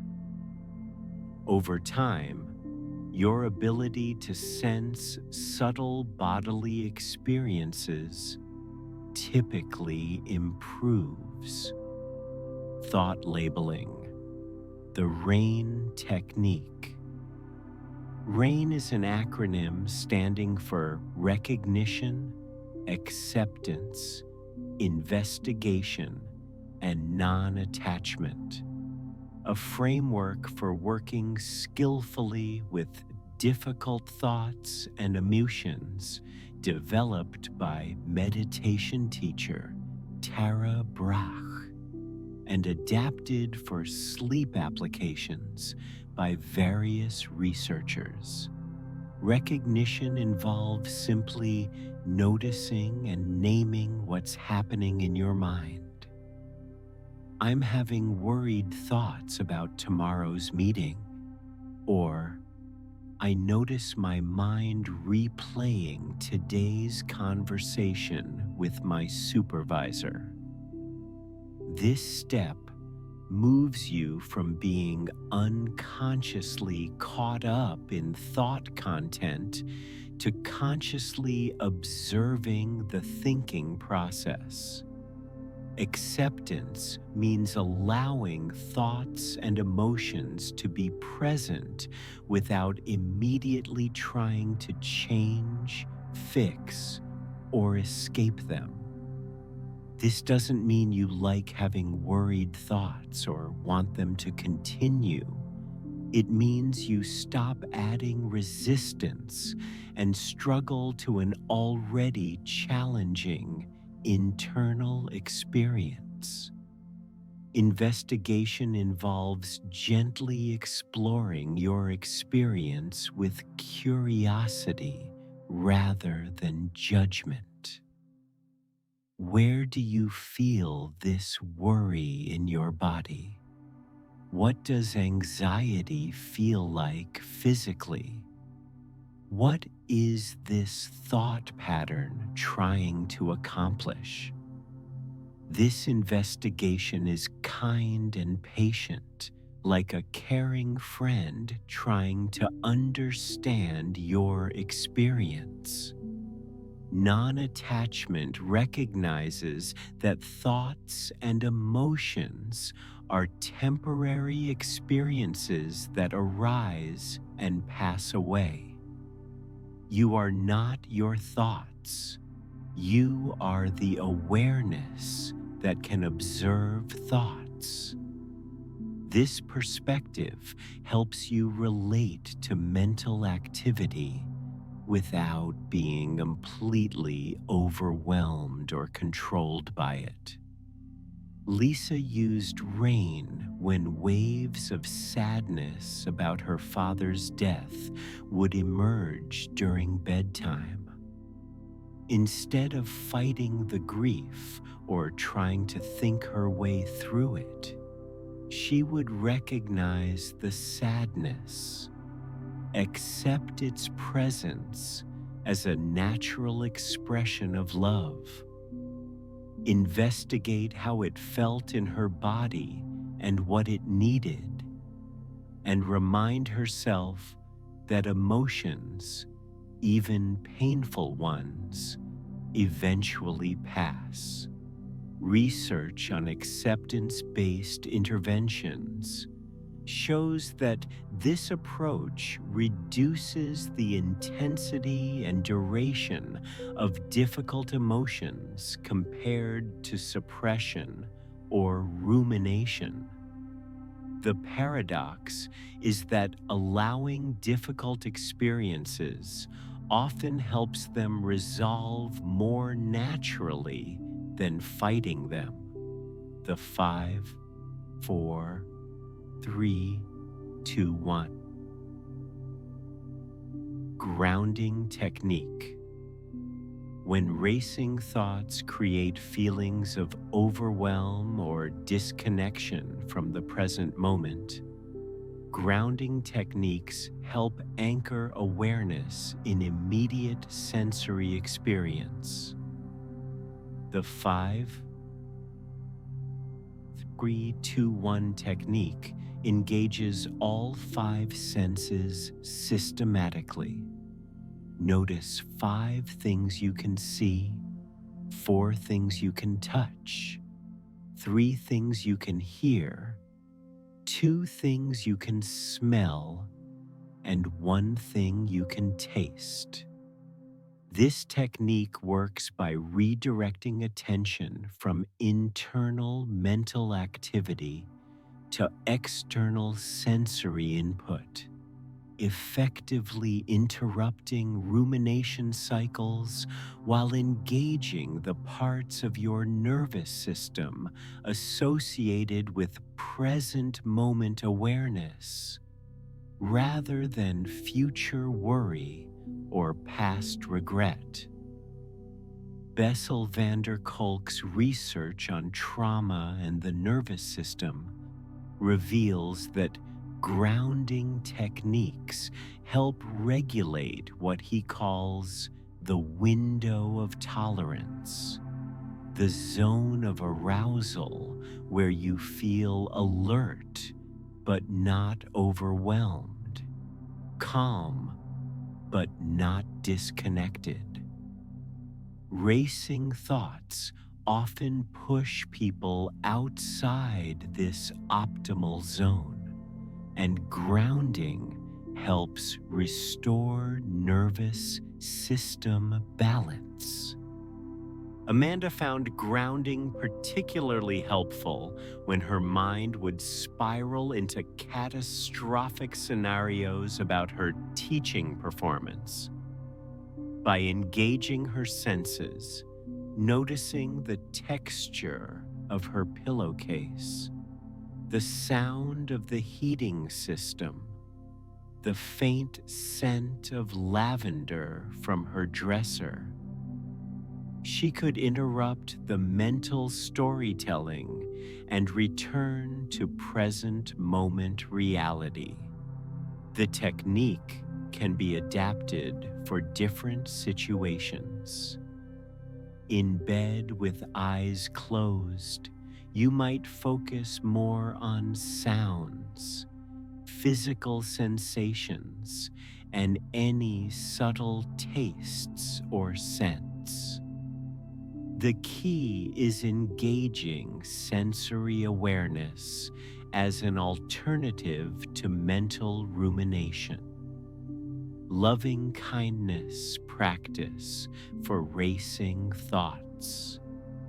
Traditional loving kindness meditation involves directing well wishes toward yourself and others. May I be happy, may I be peaceful, may I be free from suffering. When adapted for sleep applications, this practice can help shift your internal environment from criticism and resistance toward acceptance and care. Begin by directing loving kindness toward yourself. May I rest peacefully tonight. May I be kind to myself during this difficult time. May I find the sleep my body needs. Then extend these wishes to your racing thoughts themselves. May these worried thoughts find peace. May my busy mind settle gently.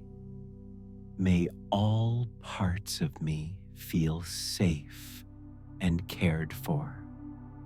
Research by Dr. Barbara Fredrickson at the University of North Carolina shows that loving kindness practice increases positive emotions, social connection, and vagal tone, a measure of parasympathetic nervous system health. The practice literally rewires neural networks toward greater emotional resilience and calm. David found that directing loving kindness toward his analytical mind helped transform their relationship from adversarial to collaborative. Instead of fighting his tendency to mentally solve problems at bedtime, he could appreciate his mind's caring intentions while gently redirecting its energy toward rest. This practice works particularly well for people whose racing thoughts involve self-criticism or harsh judgment. By cultivating an internal environment of warmth and acceptance, you create conditions where mental activity can settle more naturally. The mental container visualization. This technique involves creating a mental image of a container where you can safely place racing thoughts, knowing they'll be held securely until you can address them during appropriate daytime hours. The container might be a beautiful wooden box, a sealed envelope, a treasure chest, or any image that feels secure and trustworthy to you. As thoughts arise, gently place them in the container with the understanding that they're not being ignored or lost. They're being stored safely for later consideration. This addresses the common concern that letting go of thoughts means losing important information or being irresponsible about legitimate concerns. Dr. Daniel Siegel's research on memory and attention shows that the act of consciously putting aside thoughts for later consideration actually improves your ability to address them effectively when appropriate time and energy are available. The technique works by satisfying the mind's need to preserve important information while creating space for rest. Marcus found this technique particularly helpful for work-related concerns that felt too important to simply dismiss. By visualizing placing client portfolio worries in a secure filing cabinet in his mind, he could honor the importance of these concerns while establishing boundaries around when he would give them mental attention. The key is trusting that the container will genuinely hold your thoughts safely. Some people find it helpful to set a specific time the next day when they'll open the container and address stored concerns, creating a concrete plan that satisfies the mind's need for follow-through. Coherent breathing. The 5-5 pattern. This advanced breathing technique involves breathing at exactly 5 breaths per minute, inhaling for 6 seconds, exhaling for 6 seconds, creating what researchers call heart rate variability coherence, an optimal state of nervous system balance and resilience. Unlike other breathing techniques that focus primarily on relaxation, coherent breathing actually strengthens your nervous system's ability to self-regulate while promoting the kind of alert relaxation that supports healthy sleep onset. The precise timing engages your attention just enough to redirect it from racing thoughts without creating new arousal. Research by the HeartMath Institute shows that coherent breathing creates measurable improvements in nervous system balance, emotional regulation, and cognitive function. The technique works by optimizing the communication between your heart, brain, and nervous system. Jennifer practiced coherent breathing for 10 to 20 minutes before bed, using a slow count, 1 Mississippi, 2 Mississippi, up to 6 for both inhale and exhale. The precision required to maintain the timing provided just enough mental engagement to interrupt her pattern of worrying about her children while simultaneously calming her nervous system. This technique requires more concentration than other breathing practices, making it particularly suitable for people with very active minds who need more engaging alternatives to simple relaxation methods, integration, and personalization.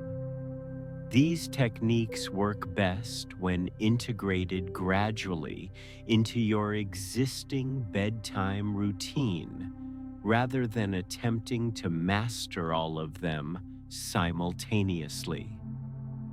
Choose one or two approaches that resonate with your particular patterns of overthinking and practice them consistently for at least 2 weeks before adding others. Remember that these aren't sleep medications that work immediately. They're skills that improve with practice and patience. Some nights they'll guide you quickly toward peaceful sleep. Other nights, they'll simply help you rest more comfortably while awake. Both outcomes represent progress in developing a healthier relationship with your nighttime mind. Chapter 8: Environmental and Lifestyle Optimization. While mental techniques form the foundation of managing racing thoughts, your physical environment and daily lifestyle patterns create the context within which these techniques operate. Creating optimal conditions for mental calm requires attention to everything from bedroom design to daily stress management, from nutrition timing to technology boundaries. The psychology of space, designing your sleep sanctuary. Your bedroom isn't merely a physical location. It's a psychological environment that either supports or undermines your journey toward mental calm. Environmental psychology research shows that spaces significantly influence mood, stress levels, and cognitive function through both conscious and unconscious pathways. Dr. Sally Augustine's work on neuroarchitecture reveals that our brains constantly process environmental information and respond with corresponding physiological and psychological states. A bedroom that feels chaotic, work-oriented, or stimulating can trigger mental activity even before conscious thoughts begin racing. Consider how Emma, our architect, initially struggled with a bedroom that had gradually become a secondary office. Her nightstand held work notebooks. Her dresser displayed project deadlines, and her bedside lamp illuminated late-night email sessions. Over time, her brain associated the bedroom with work activation rather than rest and recovery, transforming her bedroom into a genuine sleep sanctuary required more than cosmetic changes. It demanded a fundamental shift in how the space was used and what it represented psychologically. Emma removed all work materials, invested in blackout curtains that created a cave-like environment, and introduced elements that specifically signaled rest.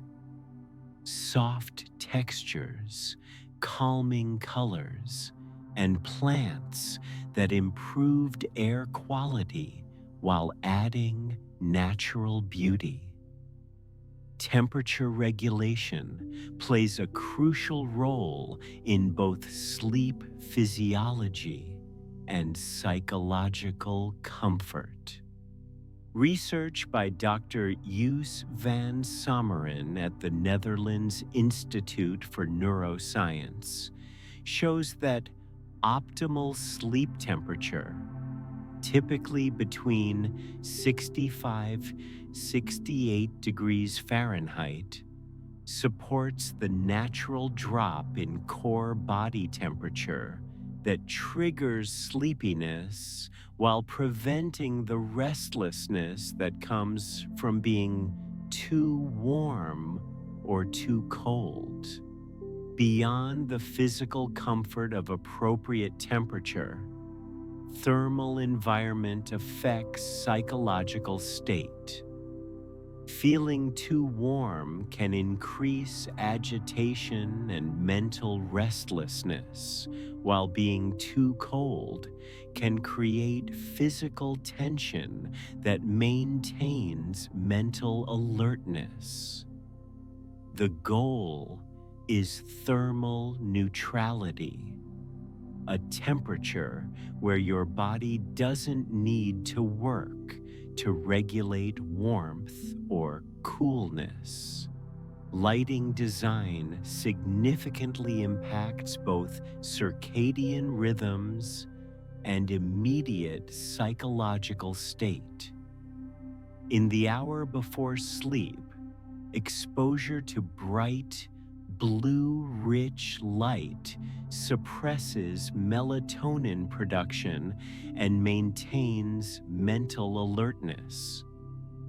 However, warm, dim lighting supports the natural transition towards sleep while creating a psychologically soothing environment. Marcus installed adjustable lighting in his bedroom that could shift from bright white light for evening activities to warm amber light for bedtime preparation. This simple change helped signal to his brain that day was ending and night was beginning, supporting both physiological and psychological preparation for rest. The rhythm of your day, creating supportive daily patterns. Your nighttime mind is shaped by the entirety of your day, not just the hour before bedtime. Racing thoughts often represent the accumulation of unprocessed experiences, unfinished mental tasks, and emotional residue from daily activities. Creating daily rhythms that support evening calm requires attention to how stress, stimulation, and incomplete experiences accumulate throughout your waking hours. Kristen Neff's research on self-compassion reveals that people who practice greater kindness toward themselves during the day experience less nighttime rumination and self-criticism. The harsh internal dialogue that often accompanies racing thoughts. Why can't I just sleep? What's wrong with me? typically reflects patterns of self-treatment that occur throughout the day. David learned to notice his internal dialogue during work hours, recognizing that the same critical, demanding voice that pushed him toward professional excellence was the voice that criticized him for not sleeping perfectly. By practicing more self-compassion during the day, acknowledging difficulty without harsh judgment, treating mistakes as learning opportunities rather than failures, he found his nighttime internal environment became naturally more peaceful. Stress accumulation throughout the day creates what researchers call allostatic load, the wear and tear on your nervous system from constantly adapting to challenges and demands.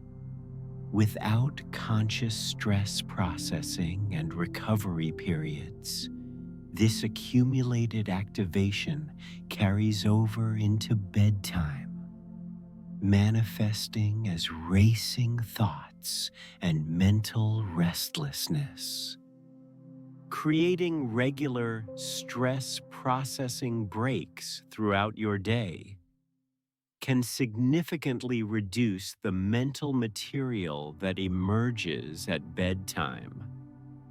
This might involve 5 minutes of deep breathing after difficult meetings, a brief walk outside during lunch breaks, or simply pausing to acknowledge challenging experiences rather than immediately moving to the next task. Amanda discovered that when she took time to mentally process her teaching day, acknowledging which student interactions went well, noting which challenges she handled skillfully, recognizing areas where she could improve without self-judgment, her mind was much quieter at bedtime.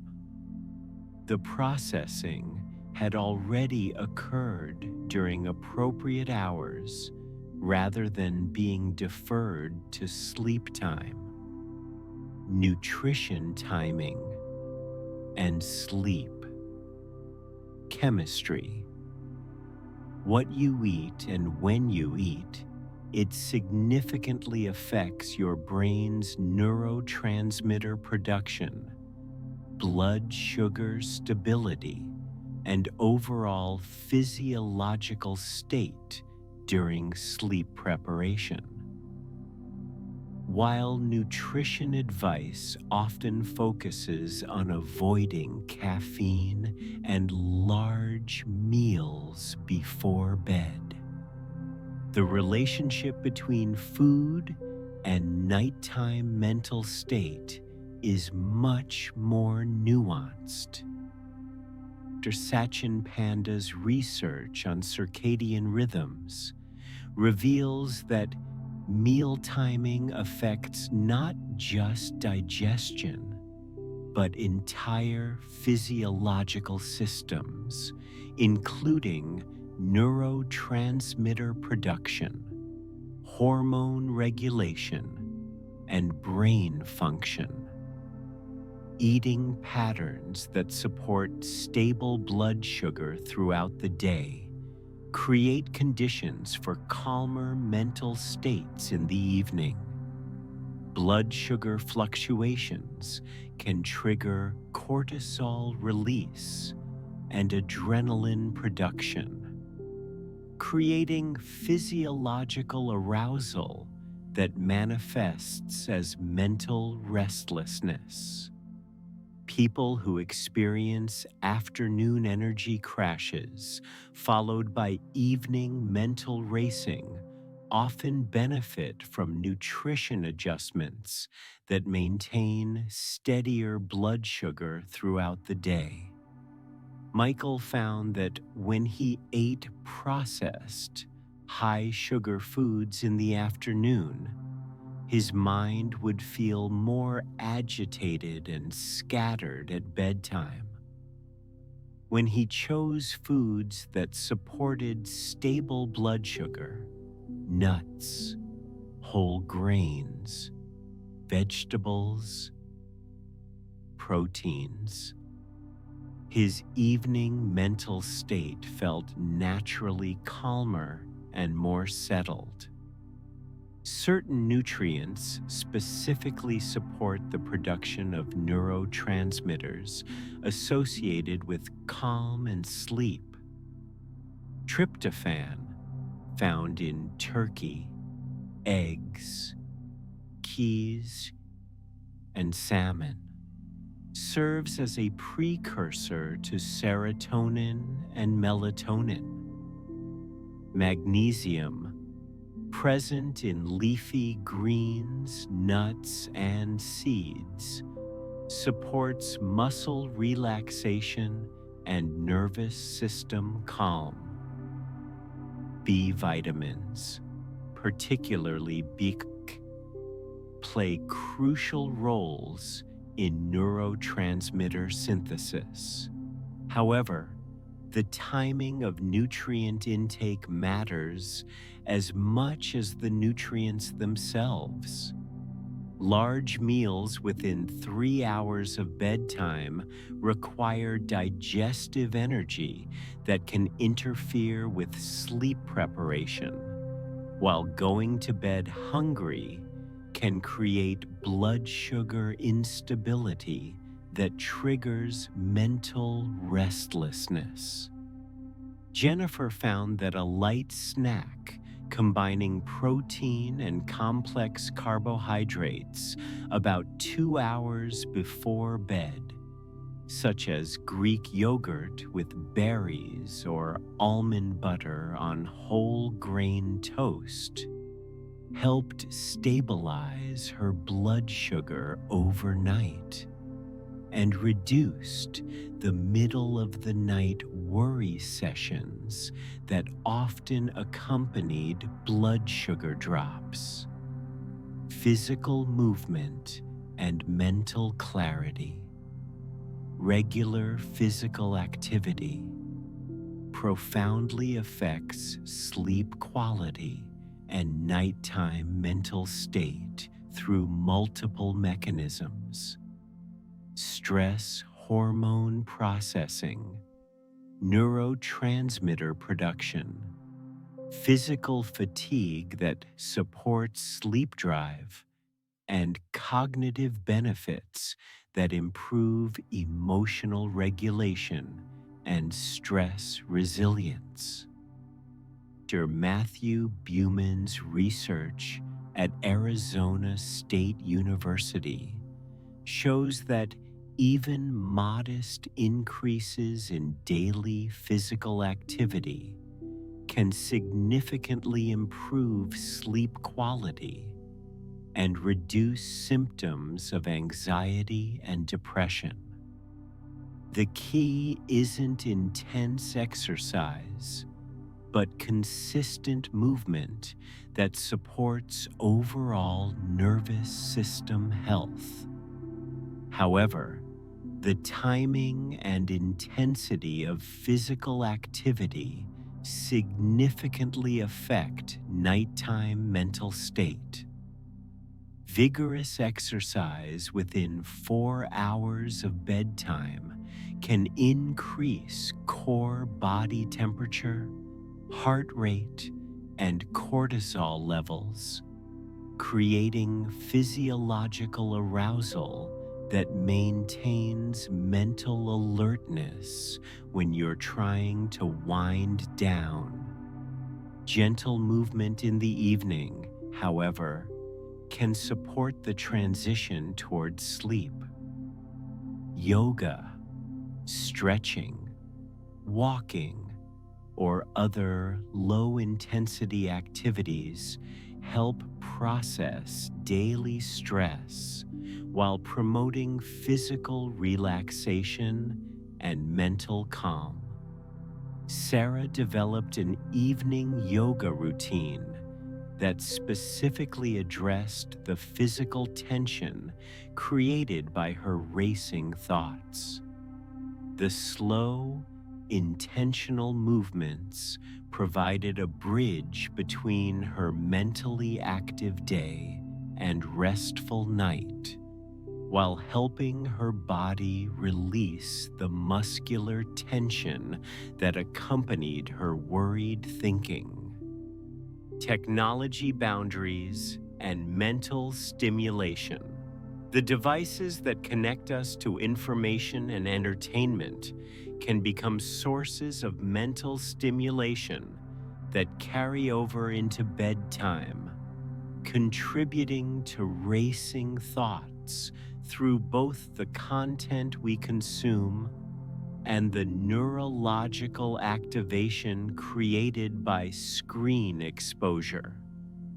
Blue light exposure from screens suppresses melatonin production for several hours, but the psychological stimulation from engaging content can maintain mental arousal even longer. News, social media, work emails, and even entertaining videos all provide information that your brain continues processing after the devices are turned off. Larry Rosen's research on technology and sleep reveals that the mere presence of devices in the bedroom can increase mental activity and reduce sleep quality, even when the devices aren't being actively used. The possibility of notifications, the habit of checking devices, and the psychological connection to external stimulation can maintain mental alertness. Creating technology boundaries isn't about rigid rules, but about intentionally choosing what you expose your mind to in the hours before sleep. Marcus established what he called a technology sunset, a time each evening when he transitioned from stimulating digital content to calming offline activities. This didn't mean avoiding all technology, but rather being selective about content and timing.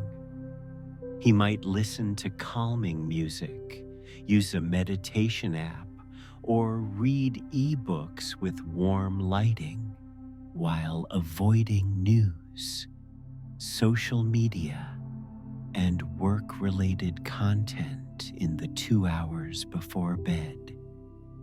The art of transition, creating bridges between day and night.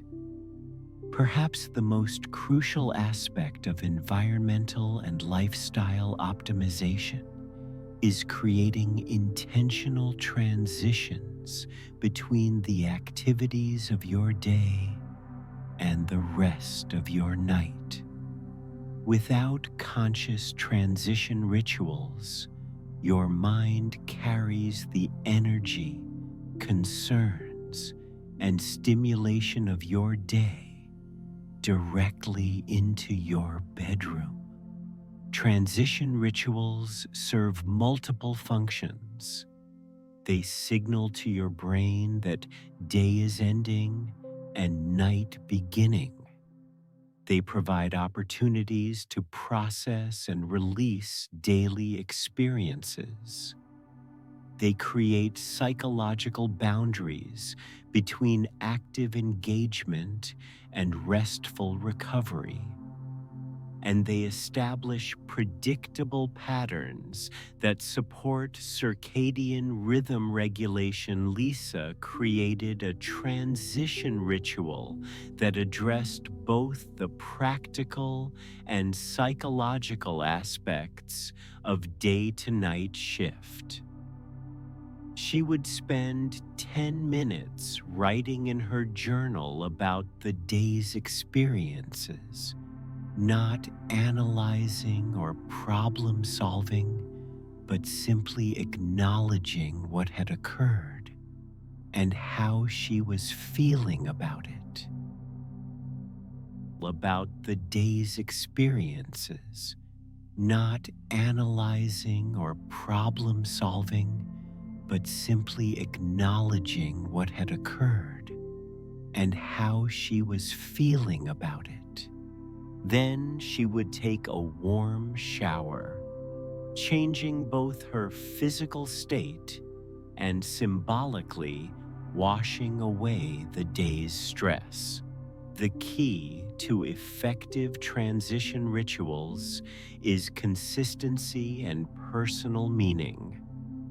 What matters isn't following a specific formula, but finding activities that genuinely help you shift from day consciousness to night consciousness, from external engagement to internal rest, from problem-solving mode to accepting awareness. David's transition ritual was simpler but equally effective. He would spend 5 minutes outdoors, regardless of weather, simply standing quietly and observing the natural transition from day to night. This brief practice helped him connect with natural rhythms while creating a clear boundary between work time and rest time, creating environmental cues for calm. Your environment can become an ally in managing racing thoughts by providing consistent cues that trigger relaxation responses. These cues work through classical conditioning. When certain environmental elements are repeatedly paired with calm states, they begin to automatically promote relaxation. This might involve specific scents that signal rest time: lavender, chamomile, or eucalyptus, used consistently during bedtime preparation. Over time, these scents alone can begin triggering the relaxation response, providing environmental support for mental calm. Auditory cues can serve similar functions. Soft background music, nature sounds, or white noise machines can create acoustic environments that support mental settling while masking potentially distracting environmental sounds. Amanda found that a small fountain in her bedroom provided gentle water sounds that helped mask the household noises that previously triggered her hypervigilant attention during bedtime. The consistent, soothing sound became associated with peace and rest, helping her mind settle more quickly. Integration and personalization. Environmental and lifestyle optimization works best when implemented gradually. focusing on one or two changes at a time rather than attempting comprehensive lifestyle overhaul. The goal is creating sustainable modifications that support your natural sleep processes without creating additional stress or complexity. Pay attention to which environmental factors most significantly affect your mental state and sleep quality. Some people are highly sensitive to temperature variations, others to light exposure, still others to sound or spatial organization. Understanding your particular sensitivities allows you to prioritize the most impactful modifications. Remember that optimal environments and routines may change with seasons, life circumstances, and personal growth. What supports restful sleep during stressful periods might differ from what you need during calmer times. Maintaining flexibility while establishing supportive patterns creates the best foundation for long-term sleep health. Chapter 9. Working with difficult emotions at bedtime. As we settle deeper into our journey toward peaceful sleep, we encounter one of the most challenging territories of the nighttime mind, the realm of difficult emotions. Picture, if you will, a lighthouse keeper who must tend to ships lost in stormy waters. Your conscious mind is that lighthouse keeper, and the difficult emotions that surface at bedtime are those ships seeking safe harbor in the darkness. When we lay our heads on our pillows, something profound happens in our psychological landscape. The busyness of the day begins to fade, and like sediment settling in a once turbulent river, our deeper emotions begin to surface. This is not a flaw in our design. It is actually a testament to the wisdom of our psyche.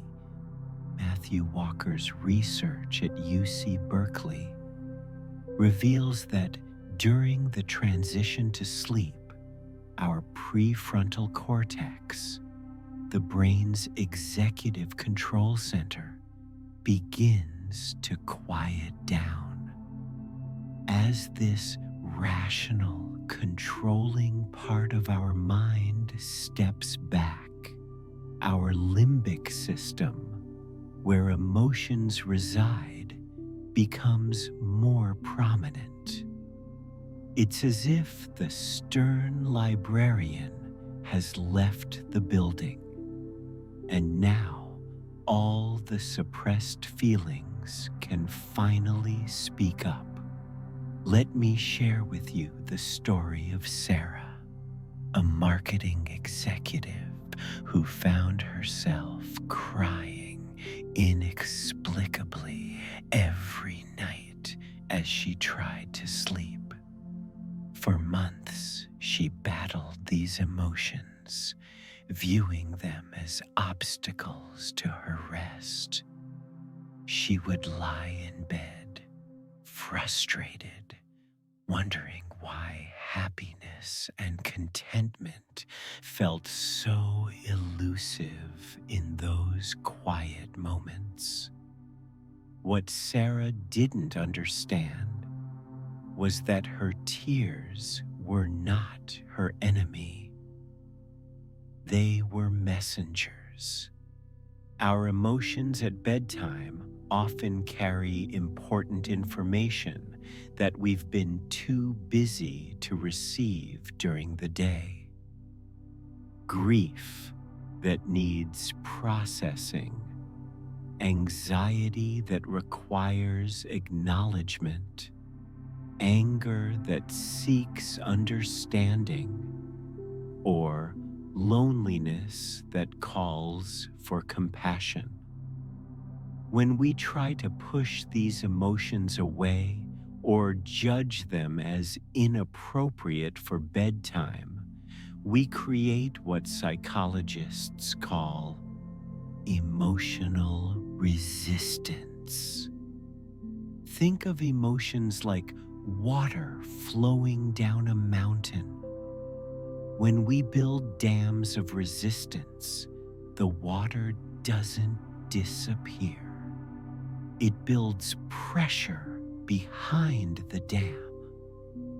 Eventually, that pressure becomes overwhelming, leading to the very emotional flooding we were trying to prevent. But when we allow emotions to flow naturally, like a gentle stream finding its way to the ocean, they move through us with grace and ease. The ancient practice of emotional witnessing offers us a different approach. Instead of being the lighthouse keeper frantically signaling ships away from the shore, we become the calm harbor itself, spacious enough to hold whatever emotions need to dock for the night.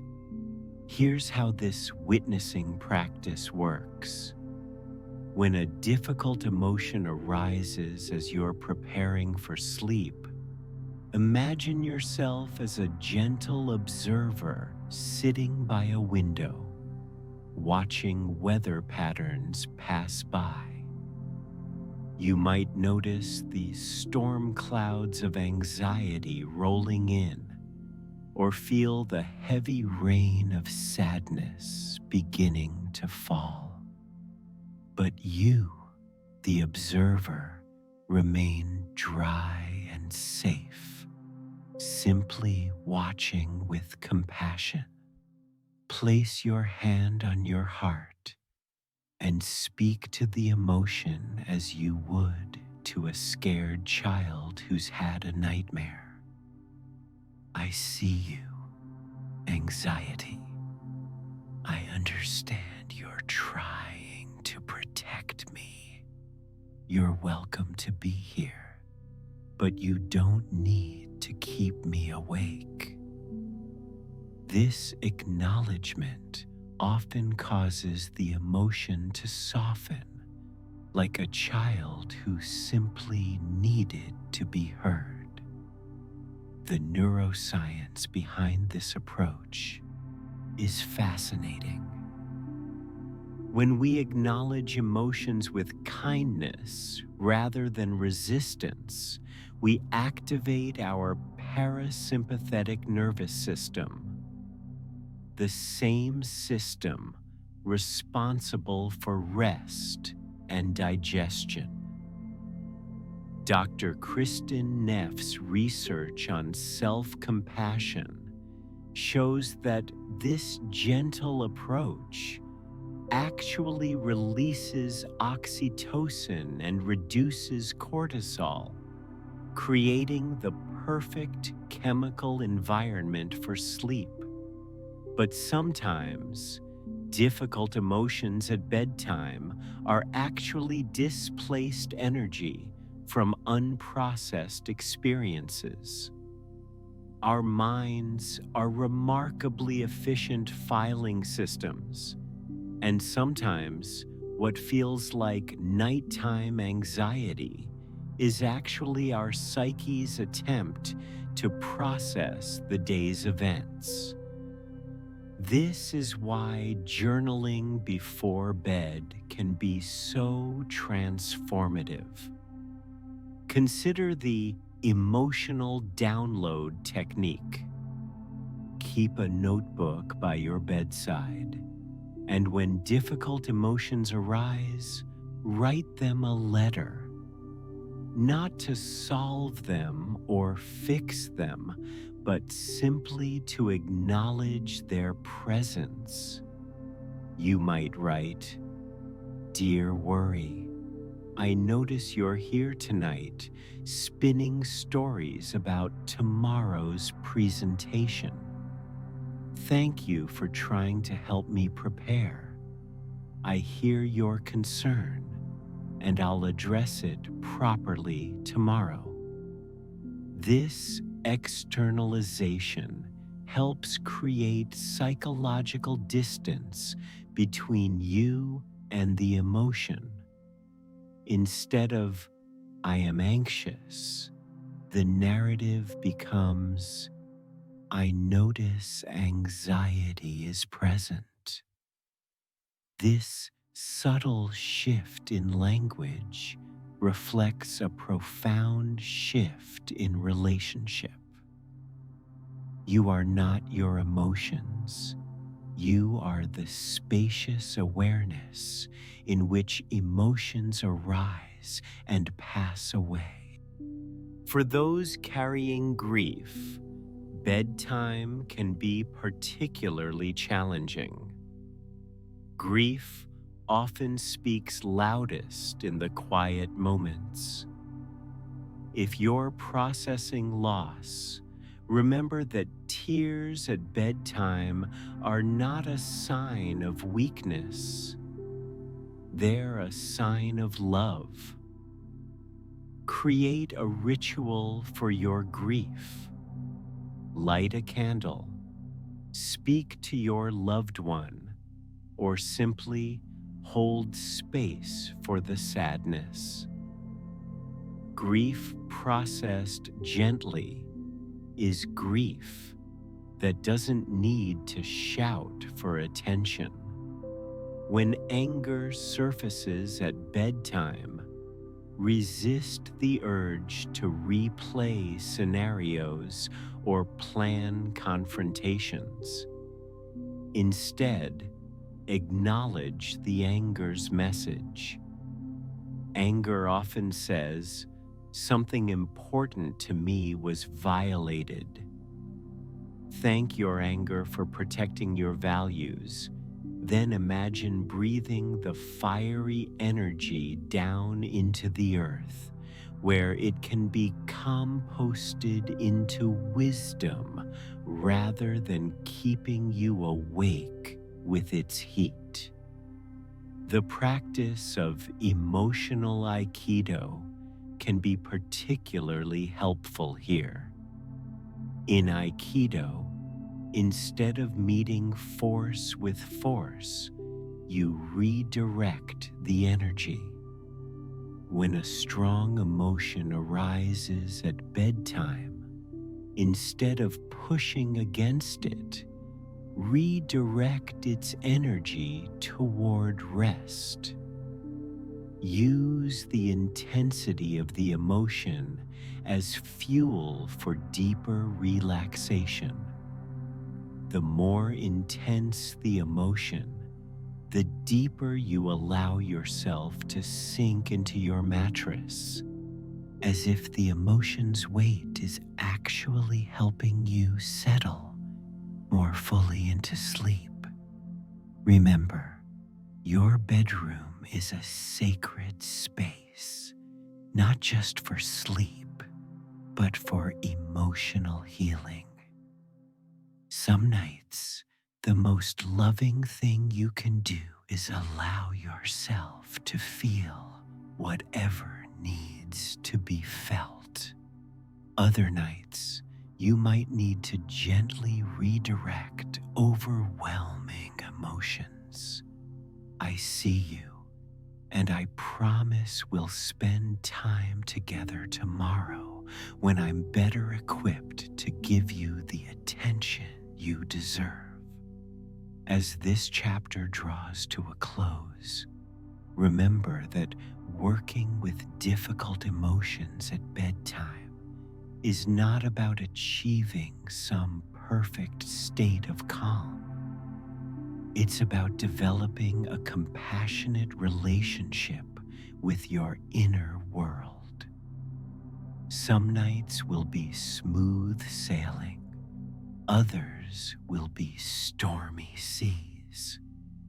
Both are part of the beautiful, complex experience of being human. Your emotions are not obstacles to sleep. They are part of the rich tapestry of your inner life, deserving of respect, acknowledgement, and gentle care. When you learn to welcome them with kindness, you'll find that they often transform from sleep disruptors into sleep allies, guiding you toward the deep rest that healing requires. Chapter 10: The Science of Sleep Hygiene and Mental Preparation. Imagine your mind as a grand theater at the end of a magnificent performance.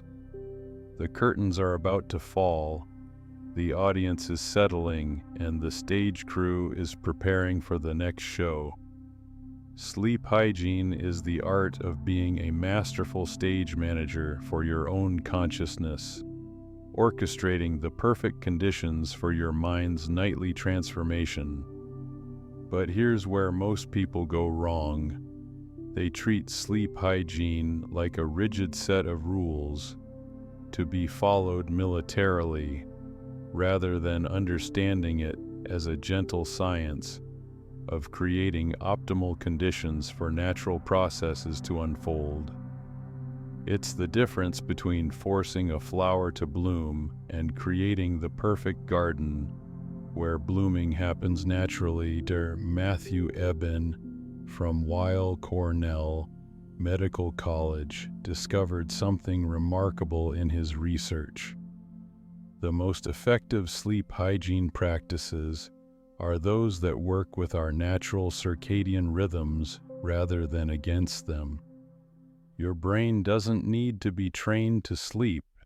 It needs to be reminded how to prepare for the sleep it already knows how to do. Let's start with the concept of sleep runway. Just as an airplane needs adequate distance and proper conditions to land safely, your mind needs a gradual descent from the altitude of daily consciousness to the ground level of sleep. Most people try to go from full wakefulness to sleep like a helicopter making an emergency landing, abrupt, jarring, and often unsuccessful. The 2-hour runway approach transforms your evening into a gentle glide path toward rest. 2 hours before your intended sleep time, begin dimming not just your lights, but your entire sensory environment. This isn't about following rules, it's about speaking your brain's ancient language. Your circadian clock, located in a tiny cluster of cells called the suprachiasmatic nucleus, has been refined over millions of years of evolution. It responds to light not as mere illumination, but as information about where you are in the cycle of day and night. Modern artificial lighting confuses this ancient wisdom, sending mixed signals about whether it's time to be alert or time to rest. But here's the fascinating part. It's not just about darkness. Dr. Russell Foster's research at Oxford University shows that our circadian systems respond to the quality and color of light even more than the quantity. The blue light from screens doesn't just keep you awake, it actively suppresses melatonin production for up to 3 hours after exposure. It's like having someone continuously tap you on the shoulder just as you're trying to fall asleep. The golden hour technique transforms this understanding into practice. 1 hour before sleep, transition your environment to warm, dim lighting. If you must use devices, enable blue light filters, but better yet, replace screen time with activities that naturally prepare your mind for rest. Gentle reading, soft music, or quiet reflection. Temperature regulation is another crucial element that most people misunderstand. Your body's core temperature naturally drops as you approach sleep. This isn't just a byproduct of getting sleepy, it's actually a signal that tells your brain it's time to initiate sleep processes. When your environment is too warm, you're working against this natural cooling process. The optimal sleep environment is cooler than most people expect, between 65 to 68 degrees Fahrenheit. But here's the nuanced part. While your core needs to cool, your extremities, your hands and feet, actually need to be warm to facilitate this cooling process. This is why a warm bath before bed is so effective. It draws blood to your extremities, and when you get out, the rapid cooling effect triggers your body's sleep preparation systems. Think of your bedroom as a cocoon for transformation. Just as a caterpillar needs specific conditions to become a butterfly, your consciousness needs specific conditions to transform from waking awareness to restorative sleep. This cocoon should be dark, quiet, cool, and free from the electromagnetic noise of our digital age. But perhaps the most overlooked aspect of sleep hygiene is what we might call mental decluttering. Your mind, like your physical space, accumulates debris throughout the day. Unfinished thoughts, incomplete conversations, unresolved tensions. If you don't consciously clear this mental clutter, it becomes the raw material for nighttime overthinking. The Complete the Day ritual helps process this mental debris. Before beginning your sleep runway, spend 5 minutes completing 3 lists. What went well today? What was challenging? What do I need to remember for tomorrow? This simple practice signals to your subconscious that the day is finished and tomorrow's concerns can wait. Dr. Alice Gregory's research at Goldsmiths University reveals that people who spend even a few minutes putting the day to bed experience 23% less nighttime rumination and fall asleep an average of 12 minutes faster. It's as if you're giving your mind permission to stop working for the day. The concept of sleep boundaries is equally important but rarely discussed. Just as you wouldn't invite strangers into your bedroom, don't invite stressful thoughts, difficult conversations, or problem solving into your sleep space. Your bedroom should be a sanctuary for rest, intimacy, and healing, nothing else. This means no work emails in bed, no difficult conversations with partners, no planning or organizing. These activities, however necessary, belong in other spaces during other times. When you blur these boundaries, you train your brain to associate your sleep environment with activation rather than rest. Creating a worry parking lot can be incredibly helpful here.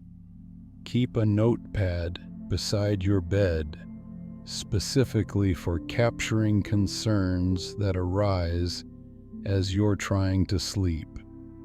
Write them down not to solve them, but to acknowledge them, and promise yourself you'll address them at an appropriate time. This external storage system frees your mind from the burden of trying to remember everything while simultaneously trying to forget everything. The timing of your last meal also plays a crucial role in sleep quality.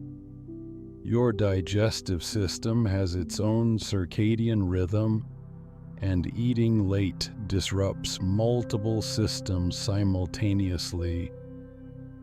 When you eat within 3 hours of bedtime, your body is trying to digest while also trying to prepare for sleep.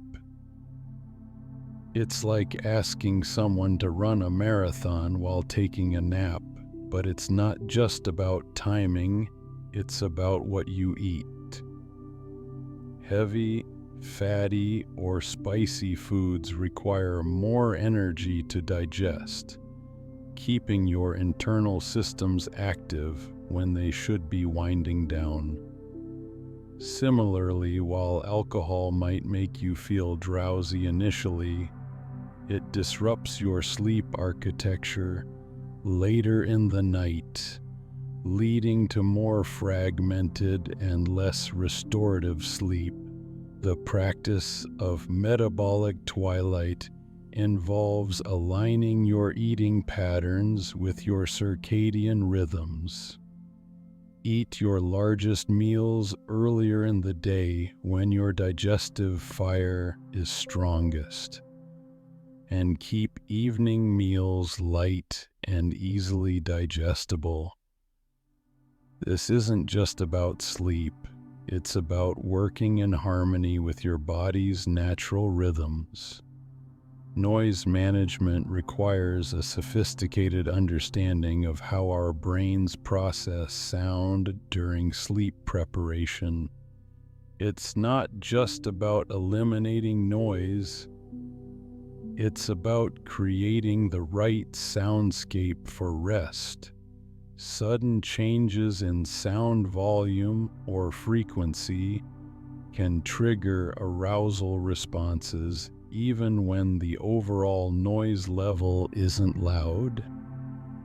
Consistent, gentle background sounds, what researchers call pink noise, can actually improve sleep quality by masking disruptive sounds and providing a steady auditory environment. This might be a fan, a white noise machine, or even soft instrumental music that gradually fades as you drift off the sunset sequence. Brings all these elements together into a cohesive bedtime ritual. Like a beautiful piece of music, your evening routine should have a natural flow from the active, bright energy of day toward the quiet, dark rest of night. This sequence becomes a powerful signal to your entire system that it's time to transition into sleep mode. As we conclude this chapter, remember that sleep hygiene isn't about perfection. It's about creating conditions that support your natural sleep processes. Some nights, you might need to be flexible with these guidelines. The key is understanding the principles behind the practices, so you can adapt them to your unique circumstances while still honoring your brain's fundamental needs for rest and restoration. Chapter 11, on Building Resilience Against Future Sleep Disruptions. Picture a mighty oak tree standing strong in a field, its roots extending deep into the earth, its branches flexible enough to bend with the wind, but sturdy enough never to break. This is the kind of resilience we want to build in your relationship with sleep, not a brittle rigidity that shatters at the first sign of stress, but a deep, flexible strength that can weather any storm. The truth about sleep disruptions is this: they will happen. Life will present challenges, stressors will arise, and there will be nights when sleep feels elusive despite your best efforts. The question isn't how to avoid these disruptions entirely. It's how to build such a strong foundation of sleep wellness that temporary disruptions become like small waves against a sturdy shoreline, unable to erode the deeper peace you've cultivated. Dr. Allison Harvey at UC Berkeley has spent decades studying what she calls sleep resilience, the ability of some people to maintain good sleep even during periods of stress, while others seem to spiral into chronic insomnia at the first sign of difficulty. Her research reveals something profound. Resilient sleepers aren't those who never experience sleep problems. They're those who have developed specific psychological and behavioral skills for returning to good sleep quickly after disruptions. This resilience operates on multiple levels, like a sophisticated immune system for your sleep. Just as physical immunity involves both immediate responses to threats and long-term adaptation to challenges, sleep resilience involves both acute strategies for handling individual difficult nights and systemic approaches for strengthening your overall sleep architecture. Let's start with what I call the sleep security bank account. Throughout the days and weeks when your sleep is going well, you're making deposits into this account, building up reserves of good sleep habits, positive associations with bedtime, and confidence in your ability to rest. When challenges arise, you can draw from these reserves without panic or desperation. Think of Maria, a nurse who worked rotating shifts and often faced unpredictable sleep schedules. Instead of viewing each challenging night as a potential disaster, she learned to see difficult sleep periods as temporary withdrawals from her sleep security account. She knew that her consistent sleep hygiene practices during easier periods had built up enough reserves to weather the storm. The first pillar of sleep resilience is what researchers call cognitive flexibility about sleep. This means developing a nuanced, realistic relationship with sleep that doesn't demand perfection but expects general wellness. Fragile sleepers often develop what Dr. Colin Espy calls sleep effort. They try so hard to sleep well that the effort itself becomes an obstacle to rest.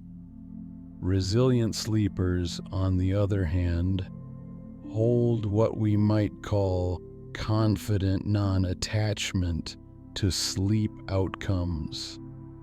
They do everything in their power to create good conditions for sleep, then surrender the results to their body's natural wisdom.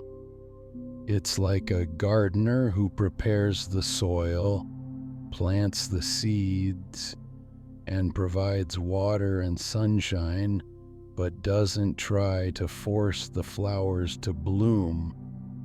This cognitive flexibility shows up in how you interpret difficult nights. Instead of catastrophizing a poor night's sleep, "I'll never sleep well again," or "This is ruining my health." Resilient sleepers see individual nights as part of a larger pattern that generally trends toward wellness. One stormy night doesn't mean the climate has permanently changed. The next night reset principle embodies this flexibility. No matter how challenging the previous night was, you approach the next evening with fresh optimism and full commitment to your sleep practices. You don't punish yourself for yesterday's struggles by abandoning tonight's self-care. Each sunset offers a new opportunity to practice good sleep, regardless of what happened before. Building physical resilience involves strengthening your body's natural sleep systems through consistent, gentle practices. Regular exercise, particularly in the morning or afternoon, builds what we call sleep pressure, the natural tiredness that accumulates throughout the day and makes evening rest more compelling.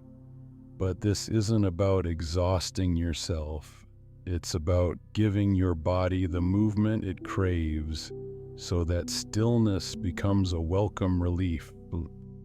Nutritional resilience means understanding how different foods and eating patterns affect your sleep, then making choices that support rather than undermine your rest.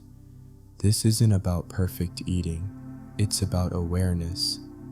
Notice how caffeine affects you personally. Some people can have coffee at 4 p.m. and sleep fine. Others need to cut off caffeine by noon. Notice how different types of food make you feel in the evening. Heavy meals might make you drowsy initially, but lead to disrupted sleep later. The practice of metabolic timing aligns your eating with your circadian rhythms. Your body's ability to process food efficiently changes throughout the day, with digestive power strongest in the morning and weakest in the evening. When you eat in harmony with these rhythms, you support not just better digestion, but better sleep. Emotional resilience for sleep involves developing healthy relationships with the thoughts and feelings that can disrupt rest. This doesn't mean achieving some impossible state of perpetual calm. It means knowing how to work skillfully with whatever emotions arise without letting them derail your sleep entirely. The emotional thermostat technique helps here. Just as a thermostat maintains a steady temperature by making small adjustments rather than dramatic swings, you can learn to regulate your emotional temperature throughout the day to prevent evening overwhelm.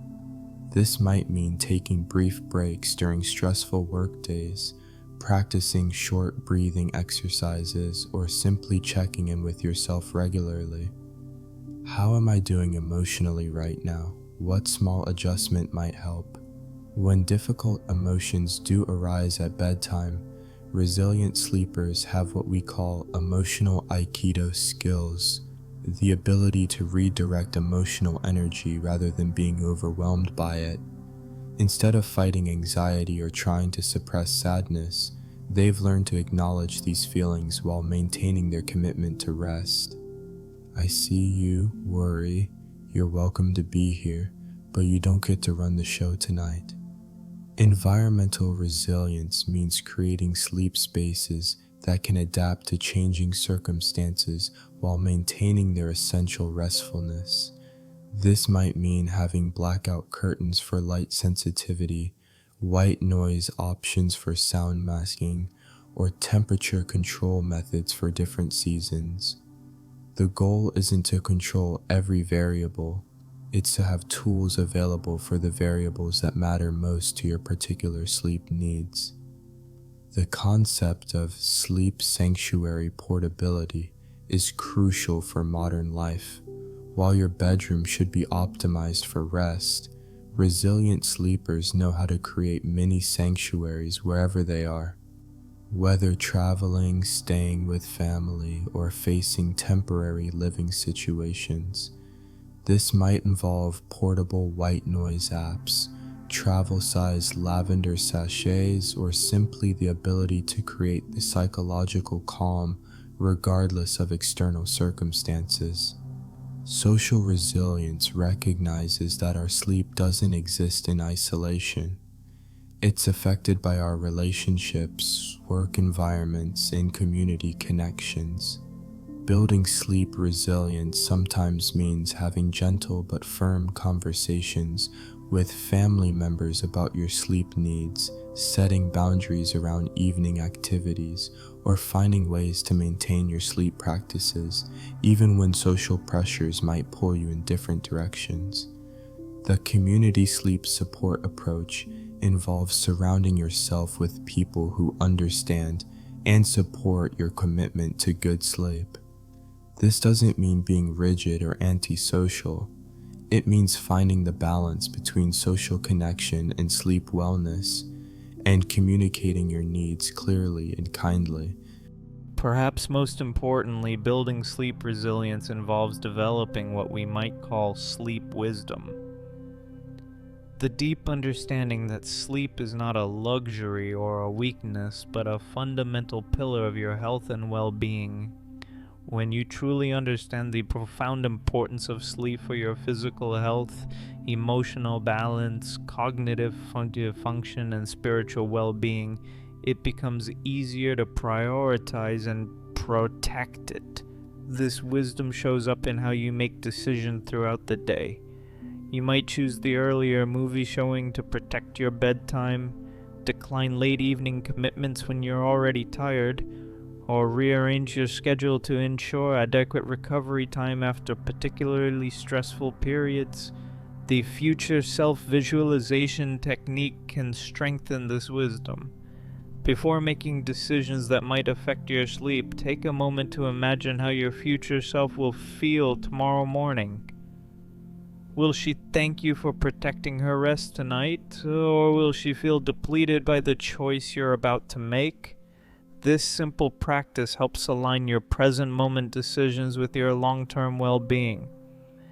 As we near the end of our journey together, remember that building sleep resilience is not about achieving some perfect state of unshakable calm. It's about developing the skills, perspectives, and practices that allow you to return to good sleep quickly after disruptions.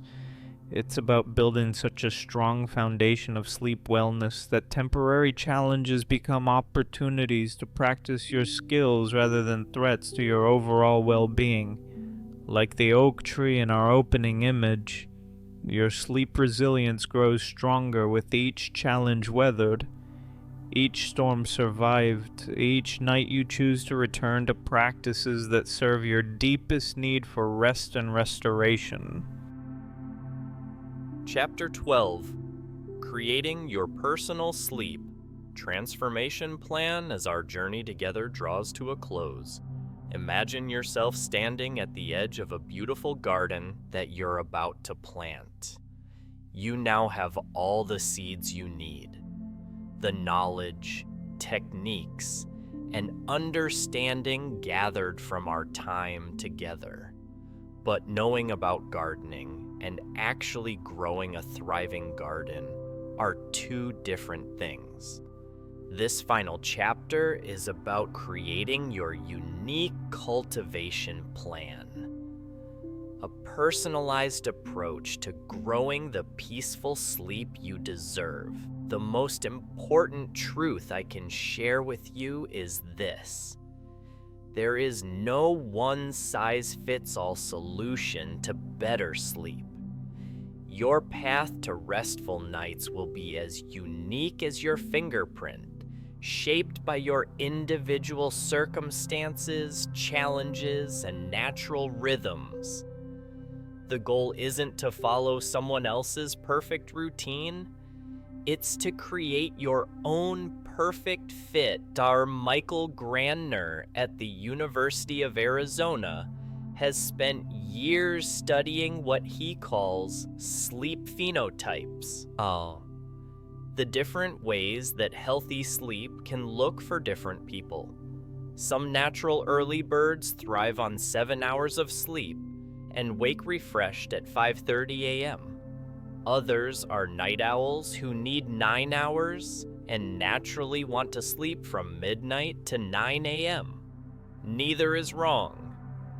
They're simply different expressions of healthy sleep. Your personal sleep transformation plan needs to honor your unique sleep phenotype while incorporating the universal principles we've explored together. Think of it as creating a custom-tailored suit. The basic structure is the same for everyone, but the measurements, fabric, and details are adjusted perfectly for you. Let's begin with the sleep assessment foundation. Over the next week, without trying to change anything yet, simply observe and gently document your current patterns. What time do you naturally feel sleepy? When do you tend to wake up without an alarm? What environments make you feel most restful? What thoughts or emotions regularly appear at bedtime? This isn't about judgment or analysis. It's about gathering loving data about your current sleep reality. Like a scientist studying a fascinating subject, approach yourself with curiosity rather than criticism. You might discover patterns you never noticed before. Ira, a teacher and mother of 2, discovered through this observation week that her racing thoughts at bedtime almost always centered around her children's needs for the next day. Once she recognized this pattern, she could address it specifically by spending 5 minutes each evening writing out the next day's plan for her kids, which dramatically reduced her bedtime worry. The energy rhythm mapping exercise helps you identify your personal chronotype, your natural energy and alertness patterns throughout the day. For 1 week, rate your energy level on a scale of 1 to 10 every 2 hours while awake. You'll likely discover that you have predictable peaks and valleys of energy, and optimal sleep timing works with these natural rhythms rather than against them. Most people discover they have an energy dip in the mid-afternoon and a natural alertness dip in the evening. The timing of these dips gives you valuable information about when your body wants to sleep. Fighting against your chronotype is like swimming upstream, exhausting and ultimately ineffective. Once you understand your natural patterns, you can begin crafting what I call your sleep success architecture, the framework of practices and principles that will support your unique path to better rest. This architecture has 4 pillars: physical preparation, mental transition, emotional processing, and environmental optimization. Your physical preparation pillar includes everything that helps your body ready itself for sleep. This might include gentle evening stretches, a warm bath, herbal tea, or breathing exercises. The key is choosing practices that appeal to you personally. If you hate taking baths, don't force yourself to bathe before bed because someone said it would help. Find the physical preparation rituals that feel nurturing rather than burdensome. Consider James, an accountant who discovered that 5 minutes of gentle yoga poses felt too complicated for his evening routine. But spending 2 minutes doing slow shoulder rolls while listening to soft music became a cherished part of his bedtime ritual. The effectiveness isn't in the complexity, it's in the consistency and personal resonance. Your mental transition pillar helps your mind shift from the active engagement of daytime to the receptive rest of nighttime. This might include journaling, reading poetry, meditation, or even quiet organizing activities that feel soothing rather than stimulating. The goal is to find activities that naturally draw your attention inward and help your thoughts settle. The transition activity test can help you identify what works for your mind. Try different evening activities for a few nights each and notice their effects. Does reading make you drowsy or more alert? Does journaling help you process the day or stir up more thoughts? Does meditation feel peaceful or frustrating in the evening? Your responses will guide you toward the most effective mental transition practices for your unique mind. Your emotional processing pillar acknowledges that bedtime often brings up feelings that were suppressed during the busy day. Rather than trying to avoid these emotions, your plan should include gentle ways to acknowledge and work with them. This might be the emotional witnessing practices we explored, gratitude journaling, or simply sitting quietly with whatever feelings arise. The beautiful thing about emotional processing is that when you do it consistently, you'll likely find that difficult emotions at bedtime become less frequent and less intense. It's as if your psyche learns to trust that there will be time and space for feelings, so it doesn't need to present everything urgently at bedtime. Your environmental optimization pillar involves creating physical conditions that support your unique sleep needs. This isn't about achieving some Pinterest perfect bedroom. It's about identifying and adjusting the environmental factors that most affect your particular sleep quality. Some people are very sensitive to light and need complete darkness, while others feel anxious in total darkness and prefer a small nightlight. Some need absolute silence, others find gentle sounds soothing. Some prefer cool temperatures, others need extra warmth. The goal is to discover and honor your personal environmental preferences. The one change at a time principle is crucial as you begin implementing your plan. Human beings are remarkably resistant to multiple simultaneous changes, even positive ones. Instead of trying to overhaul your entire evening routine overnight, choose one element of your sleep architecture to focus on for 2 weeks before adding another. This might mean starting with just setting a consistent bedtime, or beginning with 5 minutes of evening breathing, or simply eliminating screens 1 hour before sleep. Once that change feels natural and integrated, you can layer in the next element. This gradual approach prevents overwhelm and allows each new practice to take root before adding more.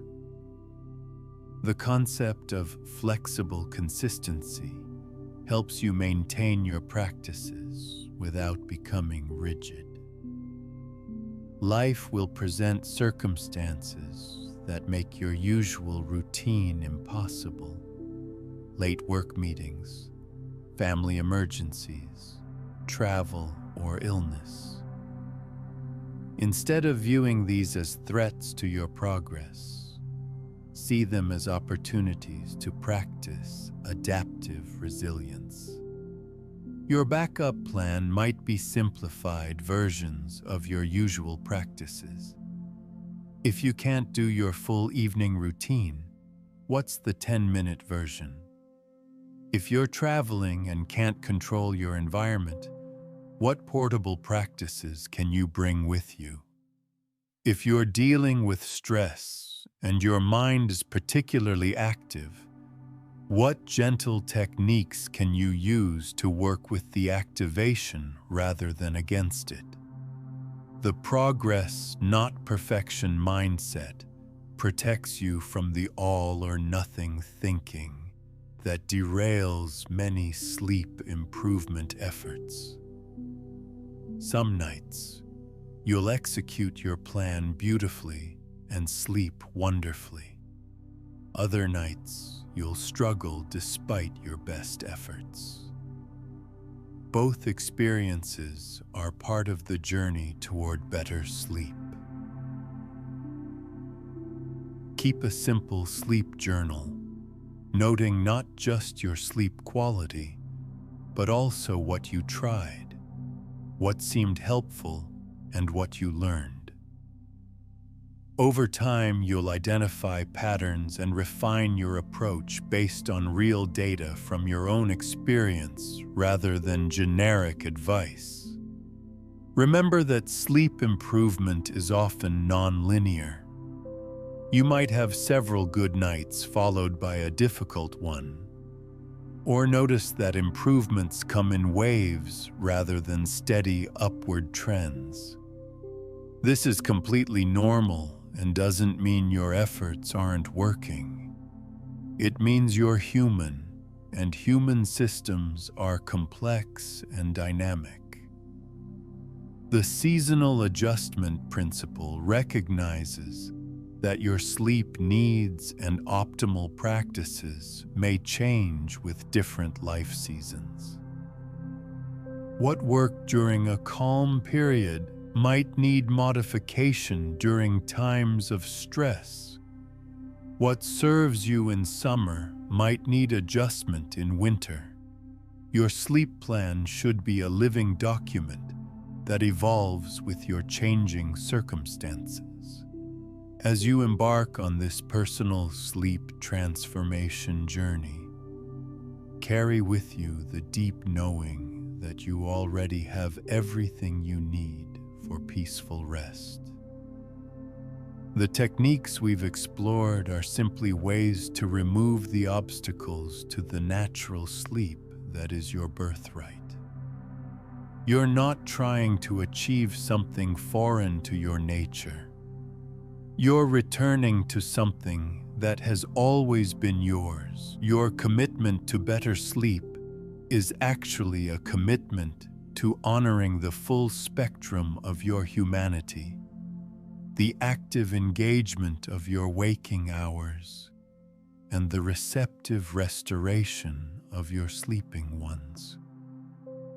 In a world that often glorifies constant activity and productivity, choosing to prioritize rest is actually a radical act of self-love and wisdom. Trust in your body's ancient wisdom to heal, restore, and renew itself given the right conditions. Trust in your mind's natural ability to settle and quieten when treated with patience and kindness. Trust in your heart's capacity to process emotions gently when given time and space. Most of all, trust in your own unique path to peaceful sleep. The seeds of wisdom you've gathered from our time together will grow in the unique soil of your life, shaped by your circumstances, watered by your commitment, and nurtured by your patience with the natural rhythms of growth and change. Sweet dreams await you, not as a distant destination to be reached through struggle, but as a natural expression of the peaceful essence that already lives within you. All you need to do is remove the obstacles and allow the sleep that wants to happen to unfold in its own